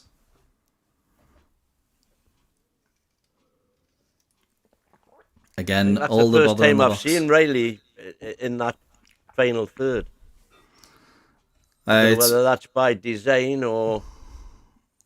corner at the back post, and it's missed completely by Ezri Konsa. If he's going to replace Harry Maguire's goals at tournaments, he's going to have to start bucking up his game. The header down at the back post. Konsa took a swing at it on the turn and just missed it completely. But England again going forward. Gordon on the left-hand side now. Beats his man, whips the ball in, punched away by the goalkeeper. Not a lot of danger there, to be honest, despite the ball into a half-decent area. England, it's a little 50-50 on the right-hand side, and England have won the throw-in after some good work, to be honest, on the right-hand side. Madueke and Reece James working hard for England. Not a lot of end product throughout the team, but those two have been the two of England's better players, in my opinion. O'Reilly a bit more central now, picking up the ball in midfield. Just holding on to it. There's not a lot of movement for him. It's out towards Anthony Gordon. Coming deep, wins the foul for England. Pretty needless foul there from Queiroz, to be honest. I don't think Gordon was going anywhere. And England just once again picking it up. Playing... pedestrian though, hasn't it? Yeah, it's walking football. You go to Crumlin and see faster paced football than this. And... it's out to the right-hand side, to be fair. Madueke, even he looks like it's just... he knows he's going to get doubled up on or tripled up on, so why make the dribble and lose it? England just retaining possession with ease. Cross into the box, and it's a really poor one, to be honest. Over the head of Harry Kane and Anthony Gordon, who do clap Madueke for the attempt, but well, I think they're the only ones. I think I have to say it's been a really poor start to the second half, hasn't it? There's been... oh, absolutely. There for nothing at all. I think Tuchel's fell asleep. That chewing the gum's the only thing that's kept him going. He's even laughing at me jokes there. He's that bored. It looks like he laughed at your joke there, yeah. It's do that again, Michael. Make him laugh again. I think England are doing a good enough job of that, to be fair. Nice little pay by Costa Rica in there to beat Harry Kane from the centre-back, but he just ended up losing the ball. Jesus. And it's another yellow card. It's another yellow card, this time picked up by the man with the black tape on his nose. Yes. Oh, yes. The one Ian loves, Salazar. Yeah, to be honest, not the best tackle from him. A pullback on Konsa as Konsa tried to drive forward, to be fair. You want to see more of that. Also caught him on the knee. Is that the same sort of thing Robbie Fowler used to wear? I mean, Fowler never looked that bad. A breathing strip. Yeah. It's a birthmark, yeah. It's just a birthmark. And there is a second substitution here for Costa Rica. Soto has come off for Nunes. You can make up the first names if you wish. That's how the game's going. I'll give you your own entertainment. But Reece James standing over this free kick with Declan Rice. James has walked away from it. Rice floats it in, and it hits the first man. How many times have we said that already today? A little bit of pinball, and it ends up in the arms of the Costa Rica goalkeeper, Sequeira, who, to be honest, has had a pretty good game, despite that early shaky moment for the goal. But again, every time Costa Rica get it forward, it just goes straight back to England. Harry Kane tries an effort from outside the box. It's blocked very easily. But well done by Nick O'Reilly to win it back. High press up and just barges the Costa Rica player off him and still gets the free kick. A lot of holding there from the Costa Rica full back number 7. The winger, Moura. A lot of holding. O'Reilly just shoves him off with ease, and the ball has ended up at the feet, or at the hands, of the Costa Rica goalkeeper. As the replay went on, England took a quick free kick. It looks like it was Bellingham that took a shot from outside the box, but it looks like it was straight at the goalkeeper. And launched long once again by Costa Rica. And it comes as no surprise, it ended up at the feet of an England player. Come on. Direct. Can England break it forward? Come on. No, they can't. It's passed sideways. Into Nico O'Reilly. Out of Gordon. He's gonna get forward. You'd think, yes. Okay, a little bit of a flick there from O'Reilly. Hit against the defender. Didn't really need to do it. He could have just took that to the byline himself. Yeah, and the goalkeeper's had enough.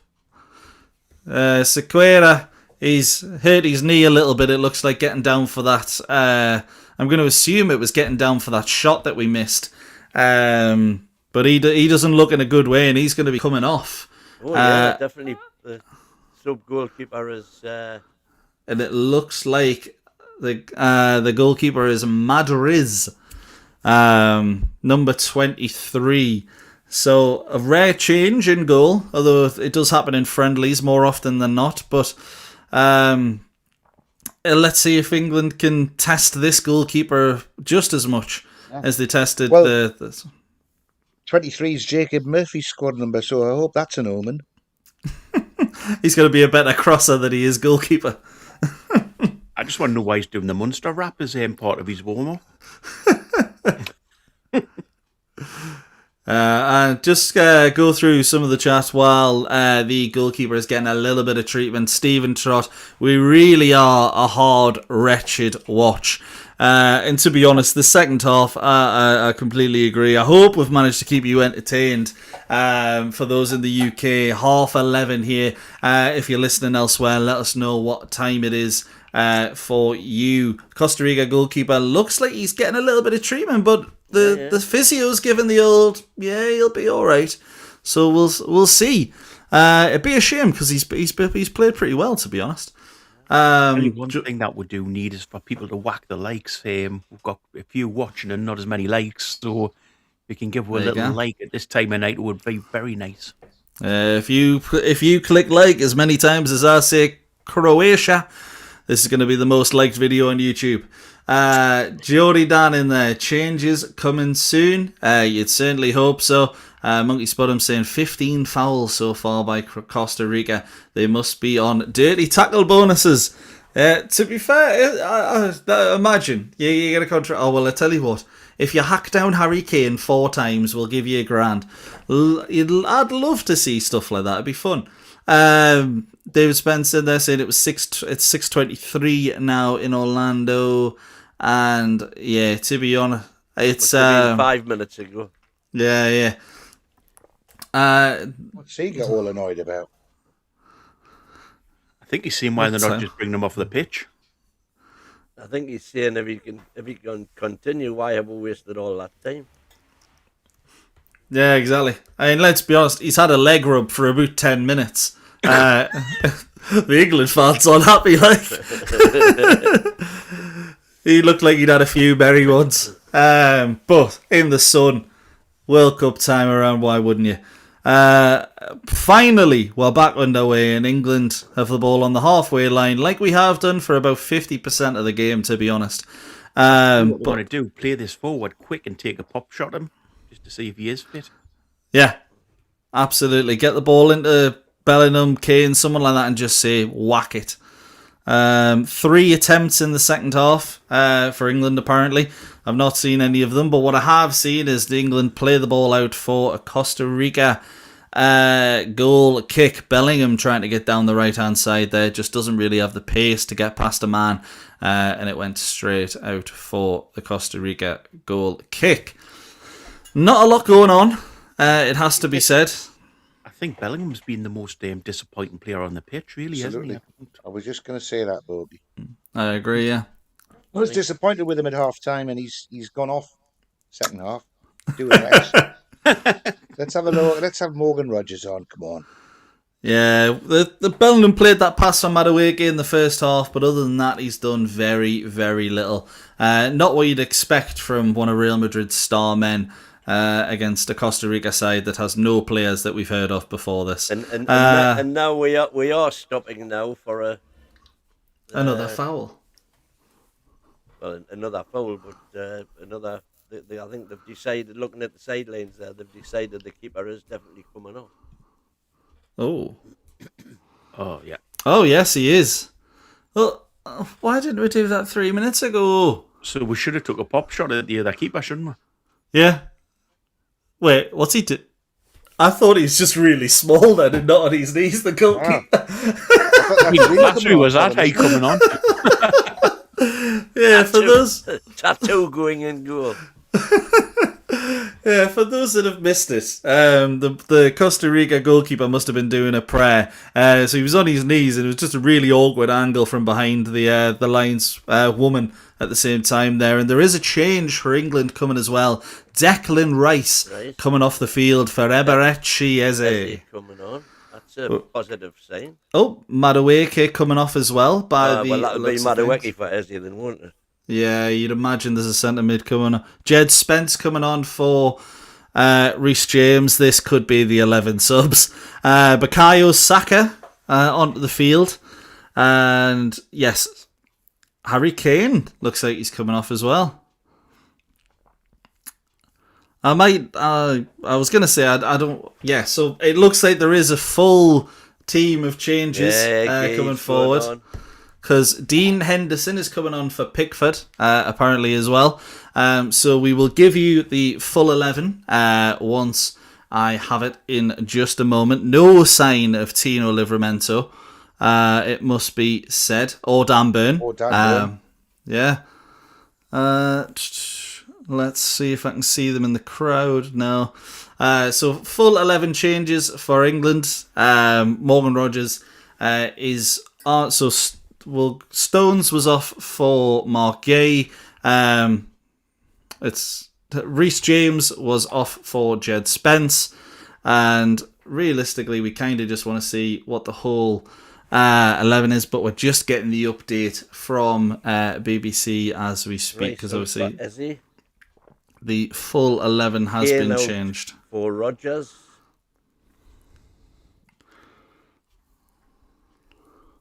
Pickford out for Henderson, as you said. Oh, okay. It doesn't look like it has been the full 11, actually. No. Because I can see Nico O'Reilly. I'm going to interested to see what Saka does. Yeah, so the 11 now is Dean Henderson in goal, Nico O'Reilly at left back, Mark Gay partnering Ezri Konsa, Jed Spence on for Reece James, Eberechi Eze on for Declan Rice. Looks like he'll be playing a little bit more advanced with Elliot Anderson playing deep, Anthony Gordon, Jude Bellingham, Saka and Rogers on for Madueke and Kane. If Eze comes to the left, I thought that might be a space for Gordon to be a false 9 with Kane coming off. Potentially, yeah. I can't see who's playing centre forward. Come on. Doesn't look like anyone is, to be honest. Maybe Gordon is the most advanced. There, that's where you want to be. Unfortunately, England tried to get the ball down the left-hand side, and the pass just couldn't get through there. But England leaving 2 back, Costa Rica leaving 1 forward, so that could cause some issues. Risky, but nice. Yeah, good play from Eberechi Eze there. for England in centre midfield, and it's out now to Bukayo Saka. And into Eze again. It looks like he's going to be asked to pull the strings in centre midfield, give England a little bit of creativity. It's out to Anthony Gordon. Let's see what he can do. Again, Costa Rica have had time to double up into Eze. Little bit of time. Man. Poor ball in by Elliot Anderson. Out to Nico O'Reilly. Number 18, is that Bukayos? Out to Eze, and it's wide. Couldn't quite see who was doing the run. Morgan Rogers was the one doing the run on the left-hand side. Beat 2 or 3 players. Pulled it back for Eberechi Eze, but his shot was deflected wide. Third time of asking, he actually has a shot. Yeah, to be fair, it was a good opportunity for England there, but nice there's about 5 players in between Eze and the goal there, all trying to get a block on it. So because you've done all that extra leg work before you've got the shot away, there's always going to be more players who can get in the way of it. Hey, lads, should that be a penalty? It's his arm. Potential. Look, his arm actually went out towards the ball right, as well. It was right out. Well, Anthony Gordon's got the ball in his hand, so I'm assuming he thinks it definitely is. It is a penalty. Check over. Check and over. It's a penalty. It is, I've taken it. England have a penalty. Anthony Gordon to take. The Barcelona man. He got an assist in the first half. Can he get a goal in the second?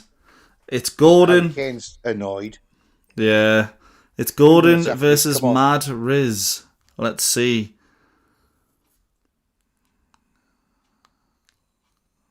A little bit of a delay there. Gordon taking his time. Usually very good with penalties is Anthony Gordon, and that one's really good as well, it must be said. Penalty. Not stop the top corner. No one's stopping that. No, absolutely not. Brilliant penalty from Anthony Gordon, top left corner. England lead by 2-0 against Costa Rica, and it must be said, gents, Anthony Gordon doing himself many favours going into the first game of the World Cup. An assist and a goal, and I'm aware it was a penalty, but he's been one of England's brighter performers. Yeah, it was a definite elbow. Yeah, it's a great spot, that bogey. To be fair, I was reading the chat and I seen the replay, so the chat helped us out a lot. Fair enough. That makes sense. While we're in there, everyone in the chat, we should sign him up. I wish maybe at the end of this tournament we'll be saying we wish we could. But to be fair, it's what I was saying when we're talking about transfers. It doesn't make a lot of sense for teams to sell players before the World Cup, and clearly Newcastle have done it because I reckon we've had an agreement with Gordon or something like that, and we said, look, when they come in, we'll just let you go. Barcelona have come in early and got their man.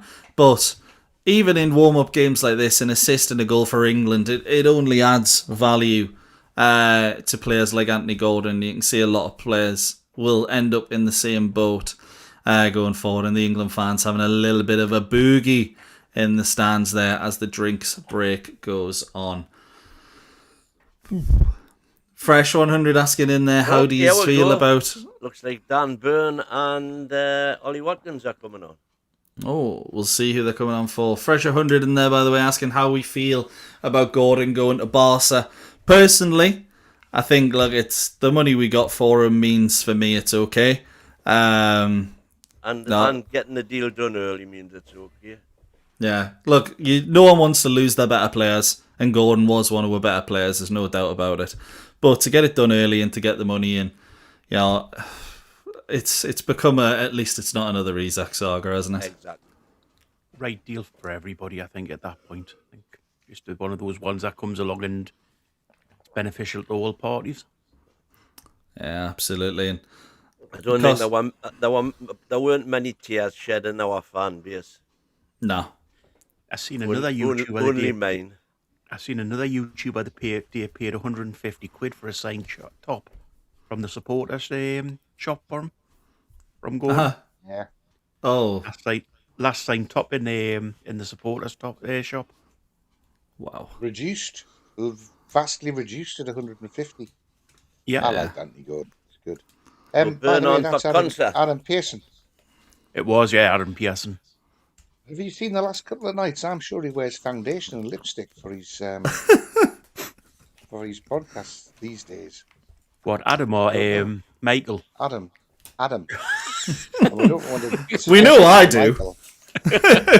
Michael leaves the makeup off. It's the lingerie that he's got on that's more concerning. I'm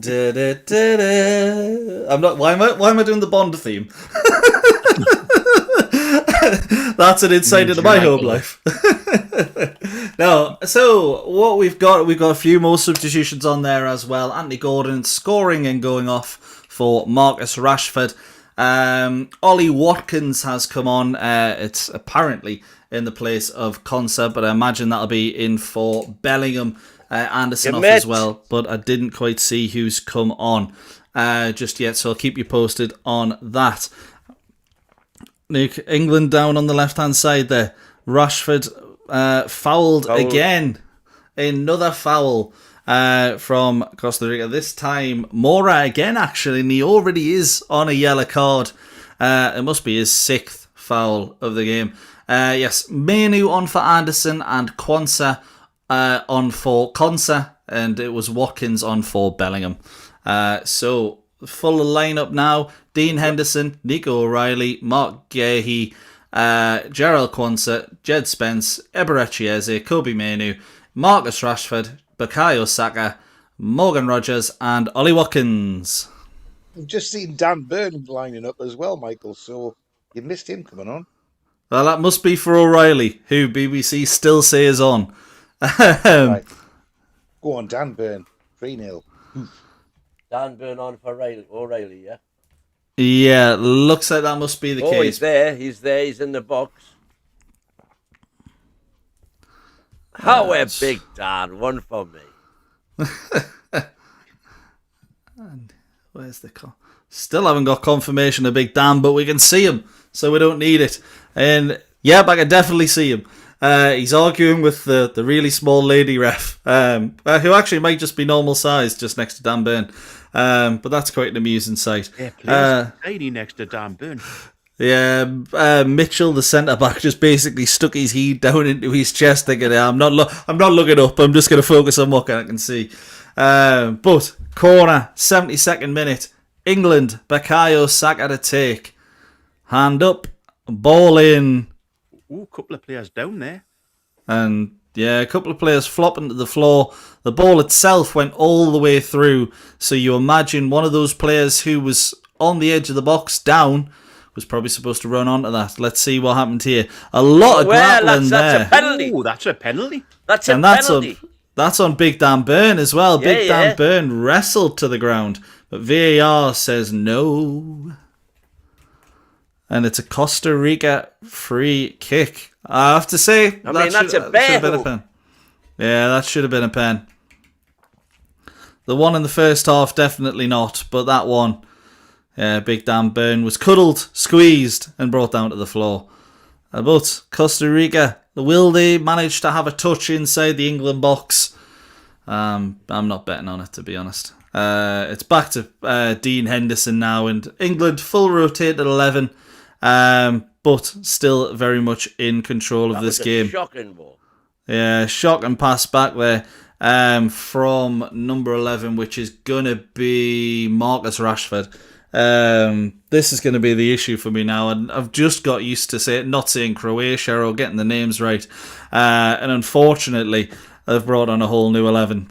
So this is going to be fun. But it's out on the right-hand side into Bukayo Saka, and he goes down, and it's another one.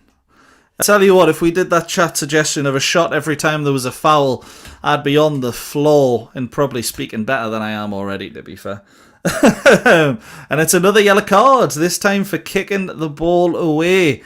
One of the Costa Rica players looks like Nunes. Yes, Nunes kicks the ball away. Stephen Rutter's incident reminds me of Andre the Giant bear-hugging Hulk Hogan in WrestleMania 3.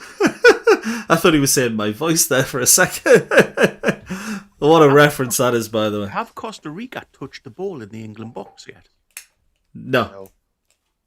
Michael's watching for it. Come on, what a ball! I didn't see. Oh, you But he's God missed. almighty, man. Rogers. That's why you're not in the team, Morgie. Wow. And it's a 2, played out to Brilliant Eberechi, ball. Eze. And it's, you're completely right. It's one of the balls of the season. Played through, and it's a friendly, so there is no season. But Eze through to Rogers, through 2 or 3 Costa Rica players. He's 1-on-1 with the goalkeeper, and he puts it wide. You wouldn't see him doing that in a Europa League final. But Costa Rica going to launch it forward once again. Here we go. They've decided on the long ball now. Yeah, And come away with it. They've won the second ball, they've won the third ball, and they've gone backwards. It must be so frustrated if you're the manager. All the way back to defence. You know that they're not going to be able to keep a hold of the ball and do too much. And yep, as I say, that England win it back on the right-hand side, which very likely means it wasn't Spence, it would have... Who would have been? I don't know who's playing right back, actually, because it looks like Spence is playing left back.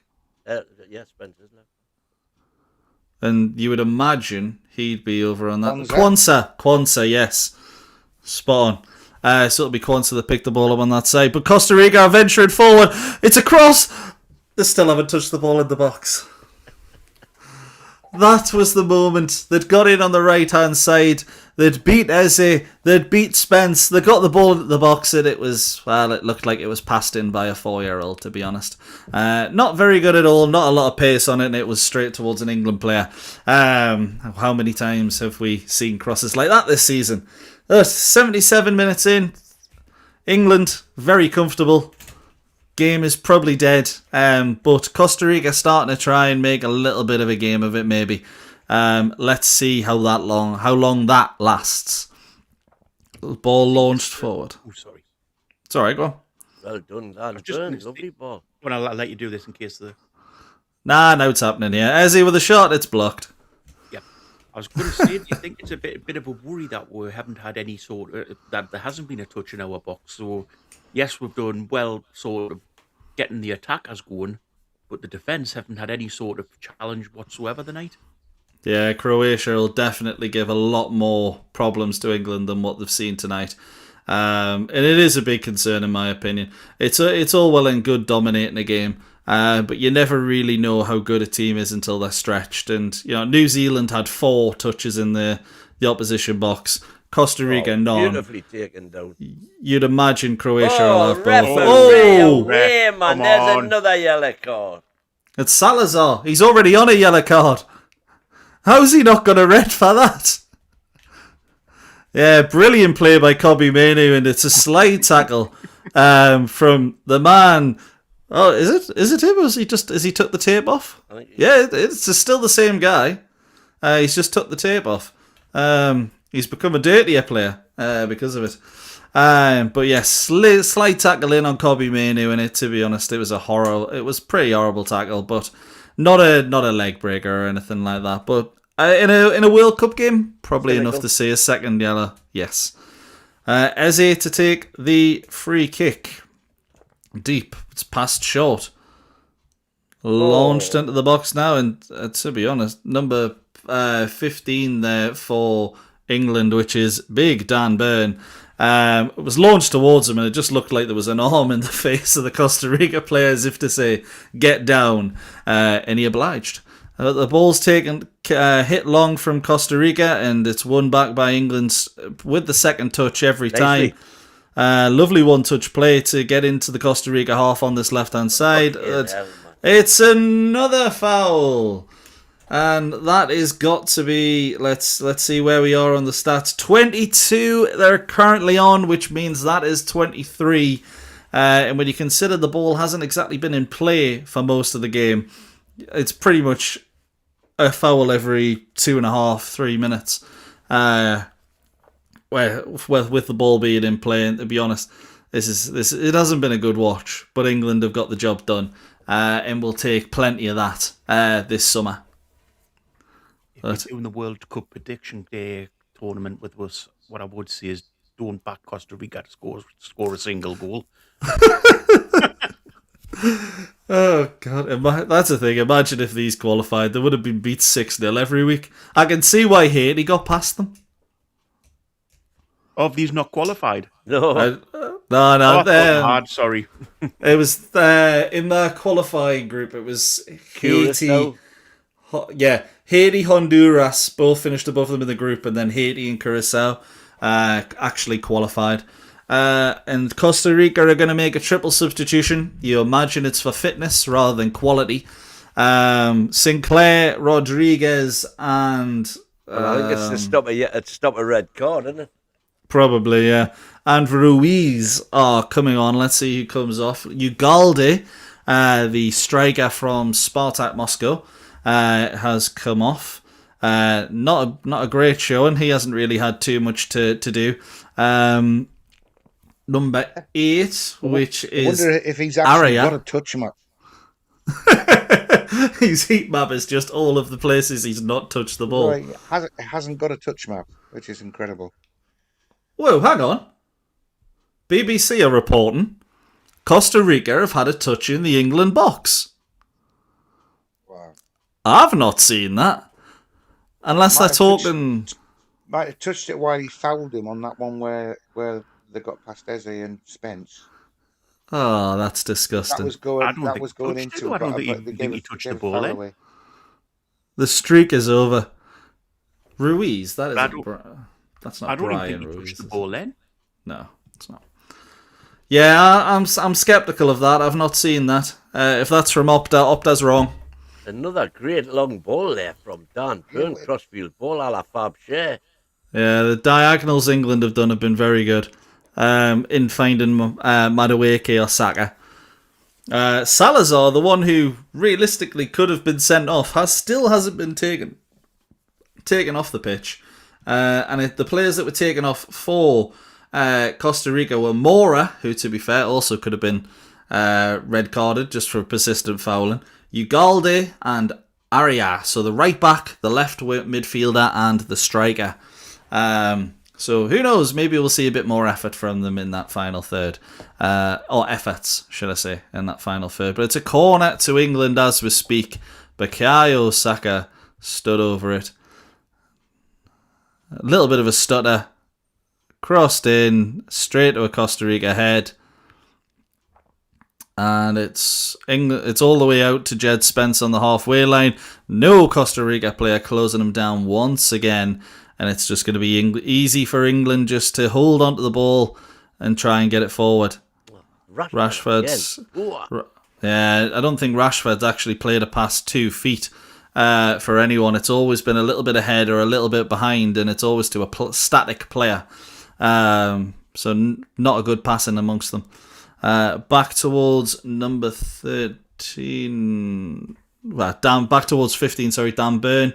It's a hoofed ball from Rashford up there because he was tackled halfway through, and it's actually a great touch there from Morgan Rogers. It's found its way to Saka on the right-hand side, and they can't get the ball beyond the Costa Rica left-back, Quiros, who, to be honest, has looked all right since he's come on. England haven't caused too much problems down that right-hand side. Costa Rica have looked okay defensively.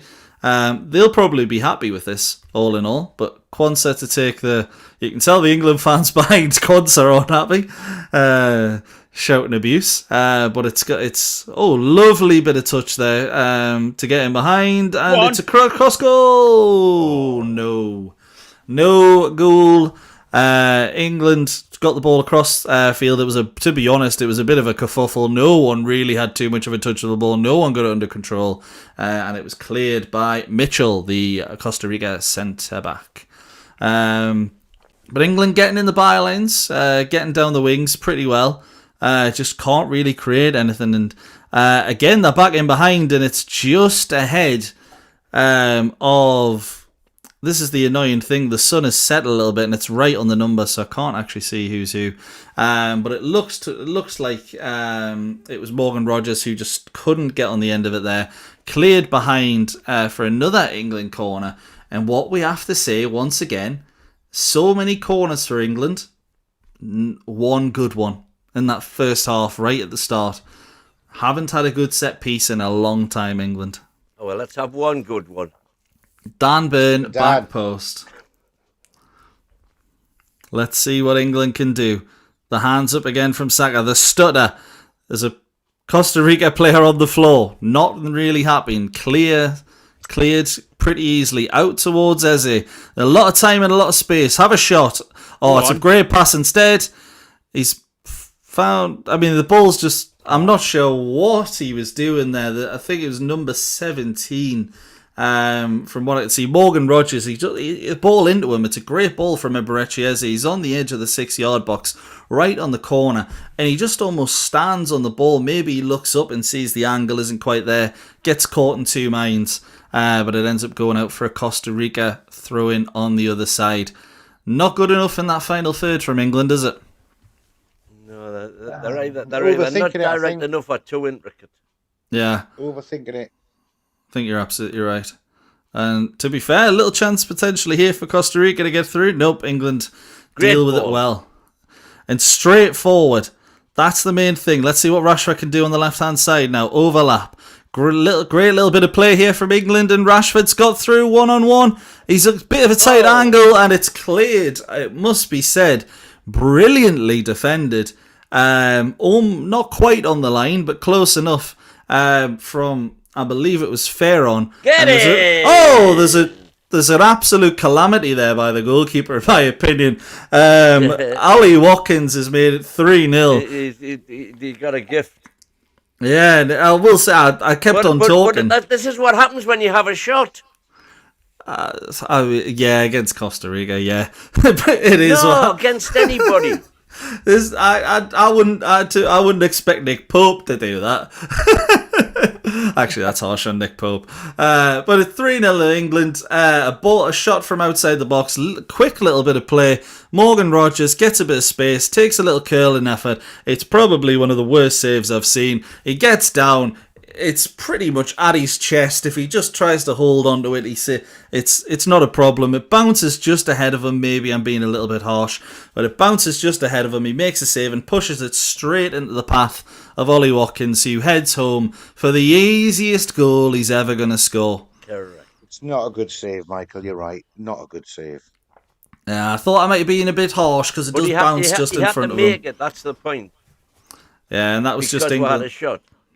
It was just England's fifth and again, shot on target. Is this going to be one of those games where we get 4 or 5 in the last 5 minutes? To be fair to the keeper, well, not to be fair, the keeper with that save, his hands were in fists. You know, even if he'd had open hands and pushed it, it would have went further away. It was because he pushed it down onto the ground or punched it, whatever you want, and it was the fact that it bounced up just perfectly. I'm saying if his hands had been open, he would have pushed it away. And that goalkeeper there, by the way, Abraham Madriz, it's just his second appearance for Costa Rica. But he has won... Maybe his last. Yeah, he has won 6 trophies in his very short career. He's only 22, so maybe an uncharacteristically bad moment for him, and an uncharacteristically bad moment from... in fact, I want to say it was Jed Spence. How did I miss that chin guard that he's got on, obviously because of the incident with Liam Delap, where he's broke his jaw, but try to progress forward. Him and Rashford just don't really have that communication by the looks of it. Rashford should have been on his bike there. Agreed, 100%. No matter with the ball. Yeah, let's be honest. But I will say, if there's one thing that this friendly has done, it's cemented that Anthony Gordon's going to be playing on that left-hand side. As Marcus Rashford, since he's come on, hasn't really looked interested. But Costa Rica have the ball in midfield, trying to drive forward. A little bit of give and go. They're battling for it, you have to say that. It feels like when you try and find a positive in something that's absolutely terrible. He tries hard. That's where we're at with Costa Rica right now. Spence progressing forward. Lovely run from Jed Spence. Into midfield, out wide. Bukayo Saka, he's got a bit of space. What's he going to do? Down the left-hand side, cuts it across goal, and it's a good... It's a good effort, but it's just wide. He did really well. you kind of want to see Watkins get on the end of that. Yeah, to be honest, I agree. It's by the way, if he had it done, he'd have been offside. Yeah. Not quite there, and for some reason, this referee wants to see the game go on for even longer because the linesman has give 6 minutes of added time. England 3, Costa Rica 0, and there's 6 minutes left to go. As we hit midnight here in the United Kingdom, hopefully there's been enough to keep the fans awake at home, although I will say it ain't the game that's kept people away because Costa Rica have gave absolutely nothing to this game whatsoever, except from fouls. There's Beckenbauer away again. He's done his chances. No harm at all, Dan Burn, I tell you. It makes yourself think. What actually as this game? Who set this up? Why haven't we played a better team? Team that would at least have challenged with a little bit. Oh, I agree. This is sort of. I think Ad's put it in the chat as well that you think to yourself, why the hell set up this type of game? It's just been because this like is far more game, basically, isn't it? This is far more to get used to the heat, and to bring the to kick the thing off. I think when we played Japan, if you get off the lane. I get what you're saying, Ian, but if you're just constantly attacking, if it's not like an end-to-end pitch, it's not really showing you what the heat could actually do to you. Yeah, absolutely. I will say, my favourite chat of the day would be Farmer. Give Costa Rica credit, considering all the energy they've expanded going through customs and border protection. But if you see the clips of even Uzbekistan getting in, it's mental. But Eze has another shot blocked from the edge of the box from an England corner. There's 2 minutes. We've played 2 minutes of the added time. England just sort of camped in the Costa Rica box. Another cross in, this time eluded Ollie Watkins. Marcus Rashford now on the edge of the box, looking to get it to Eze. Can he create a bit of space? No, he's just going to kick it against the defender for the 4th time in the last 2 minutes. And it's rebound back to Manu, who hits it straight at the keeper. Yes, indeedy. Costa Rica trying to get forward once again. A little bit of skill in there, but the pass went straight to Bargay. And we've got foul. Is it number 30? Oh, we had 30. God, oh, foul. Oh, apparently we're still on 23. Well, someone needs to update that. To be honest, we've definitely had at least 25 fouls, no doubt. Whoever's putting bets on for fouls. So score on 25 now. Lovely stuff. And ball played in behind. Morgan Rogers can't get across away though. England, it's attack after attack after attack. But to be honest, it's not entertainment after entertainment after entertainment. We might have to wait till the tournament for that, and let's hope the tournament provides some. But the England fans have had a good day out. You can see them in there. The tops are off in the sunshine. They're happy. What a ball! And it's a good ball in behind from Rashford here.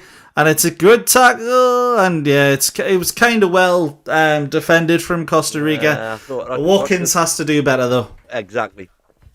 Yeah.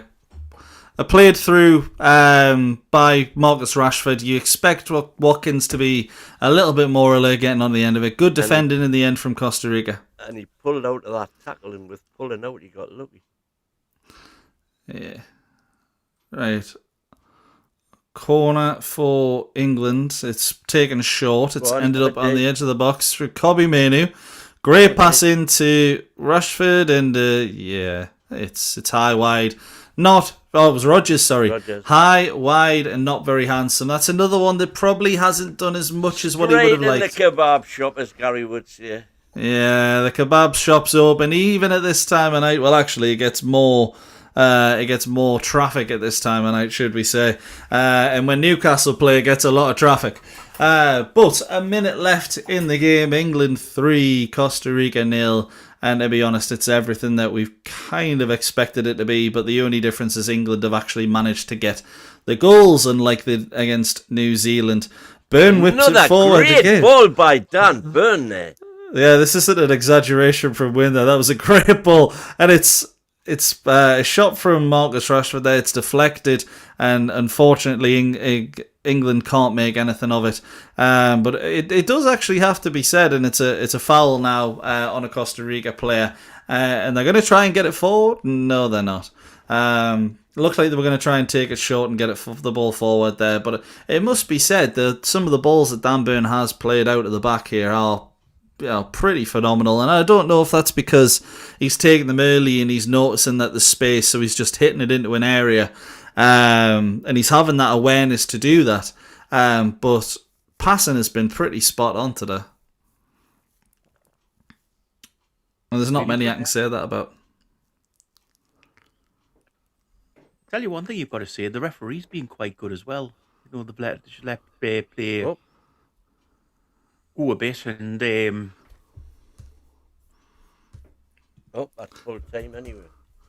Yes, full time preparation for a big summer has been completed, and some of the Costa Rica players have fallen to their knees. I can imagine the defence have had a bit of a workout there, and I don't feel for them. The attackers did absolutely nothing.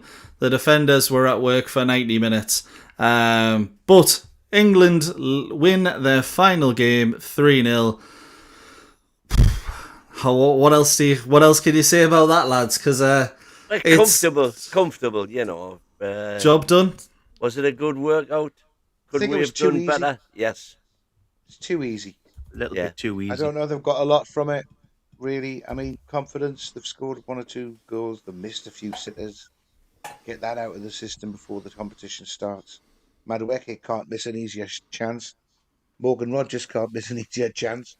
So get that out of the system before the matches start for real.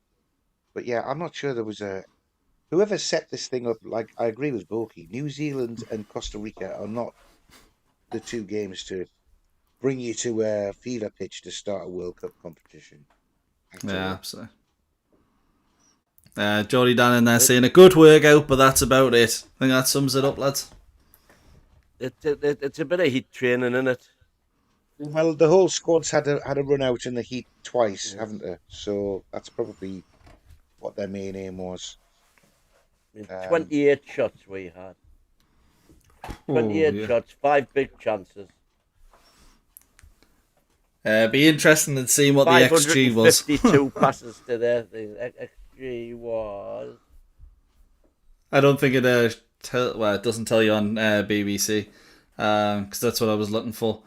But to be honest, I'm surprised it was only 552 passes. But I guess there was about 30 fouls in the game, so ball wasn't in play for that long. But the main thing for me, gents, and we mentioned it numerous times during the commentary, England's so wasteful from set pieces.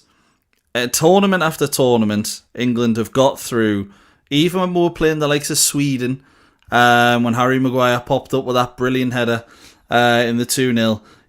Set pieces get us through tournaments, and I'll be honest, I didn't see any of that today, and that worries me. The one thing There's so many good corner takers. One thing that you hope is they have been working on them, but they don't want to do them during friendlies, so they'll keep them secret until the actual games, so that you're sort of they're not showing what the hand in a friendly game. That's the big hope with free kicks and corners, isn't it? Yeah, absolutely. A lot of comments in there about the commentary. Thank you very much, everyone, and thank you for joining us as well. It wasn't the best game, but England won 3-0. And I tell you what, throughout this season, throughout the last 6 months where we've been doing this channel, if I could have commentated a 3-0 as easy as that for Newcastle, I would have left a very, very happy man. But unfortunately, we only seem to do that before this season. Hopefully we see more of it, but just some of the chats in there as we finish off. Wazzer in there saying I play Watkins and Kane together. I do think Watkins would be a great kind of player, getting in behind to feed off Harry Kane coming deep. Although you need to see a bit more bite than we got in the latter stage, than what we got in the latter stages. Jody Dan Score for the game, 3-0. Score for shots drank, I lost count. And to be honest, I am not surprised. Adds in there saying the best part was the lads' commentary. Should replace ITV and Sam Matterface. Thank you very much, buddy. Lynn in there, great commentary. Thank you, lads. Thank you very much as everyone for joining us. As say, same with Geordie Dan. Great commentary. Thank you very much. Smash the likes on your way out if you haven't already. Yeah, if you love the comms, we'll be here throughout the World Cup, watching us draw with Ghana, Panama, and smashing Croatia 3-0. Oh, wait, no, that was this game. But thanks very much. Geordie Dan in there with as well. We don't have a Beckham or a Trippier anymore. Lads, before we leave, summarise the game in as many or as little words as you want. When you start. Listen, in today's football, you don't get the 10-0 you used to get. Every team can organise and defend. We've got 3. We should have had more. But under the circumstances, can he work out? Not brilliant. Could have been better. But, yeah, I'm quite happy with that. Happier than I would have been if we'd come away with a 1-0, for example. Yeah, absolutely. And Monkey Spudham's in there saying Michael's going to be calling Croatia Curacao. I'll try and remember that comment for next week when I accidentally do call them that. Bogey, sum it up, buddy. 2 words, too easy. Absolutely agree. Ian, round us off, buddy. Yeah, no, it was very straightforward.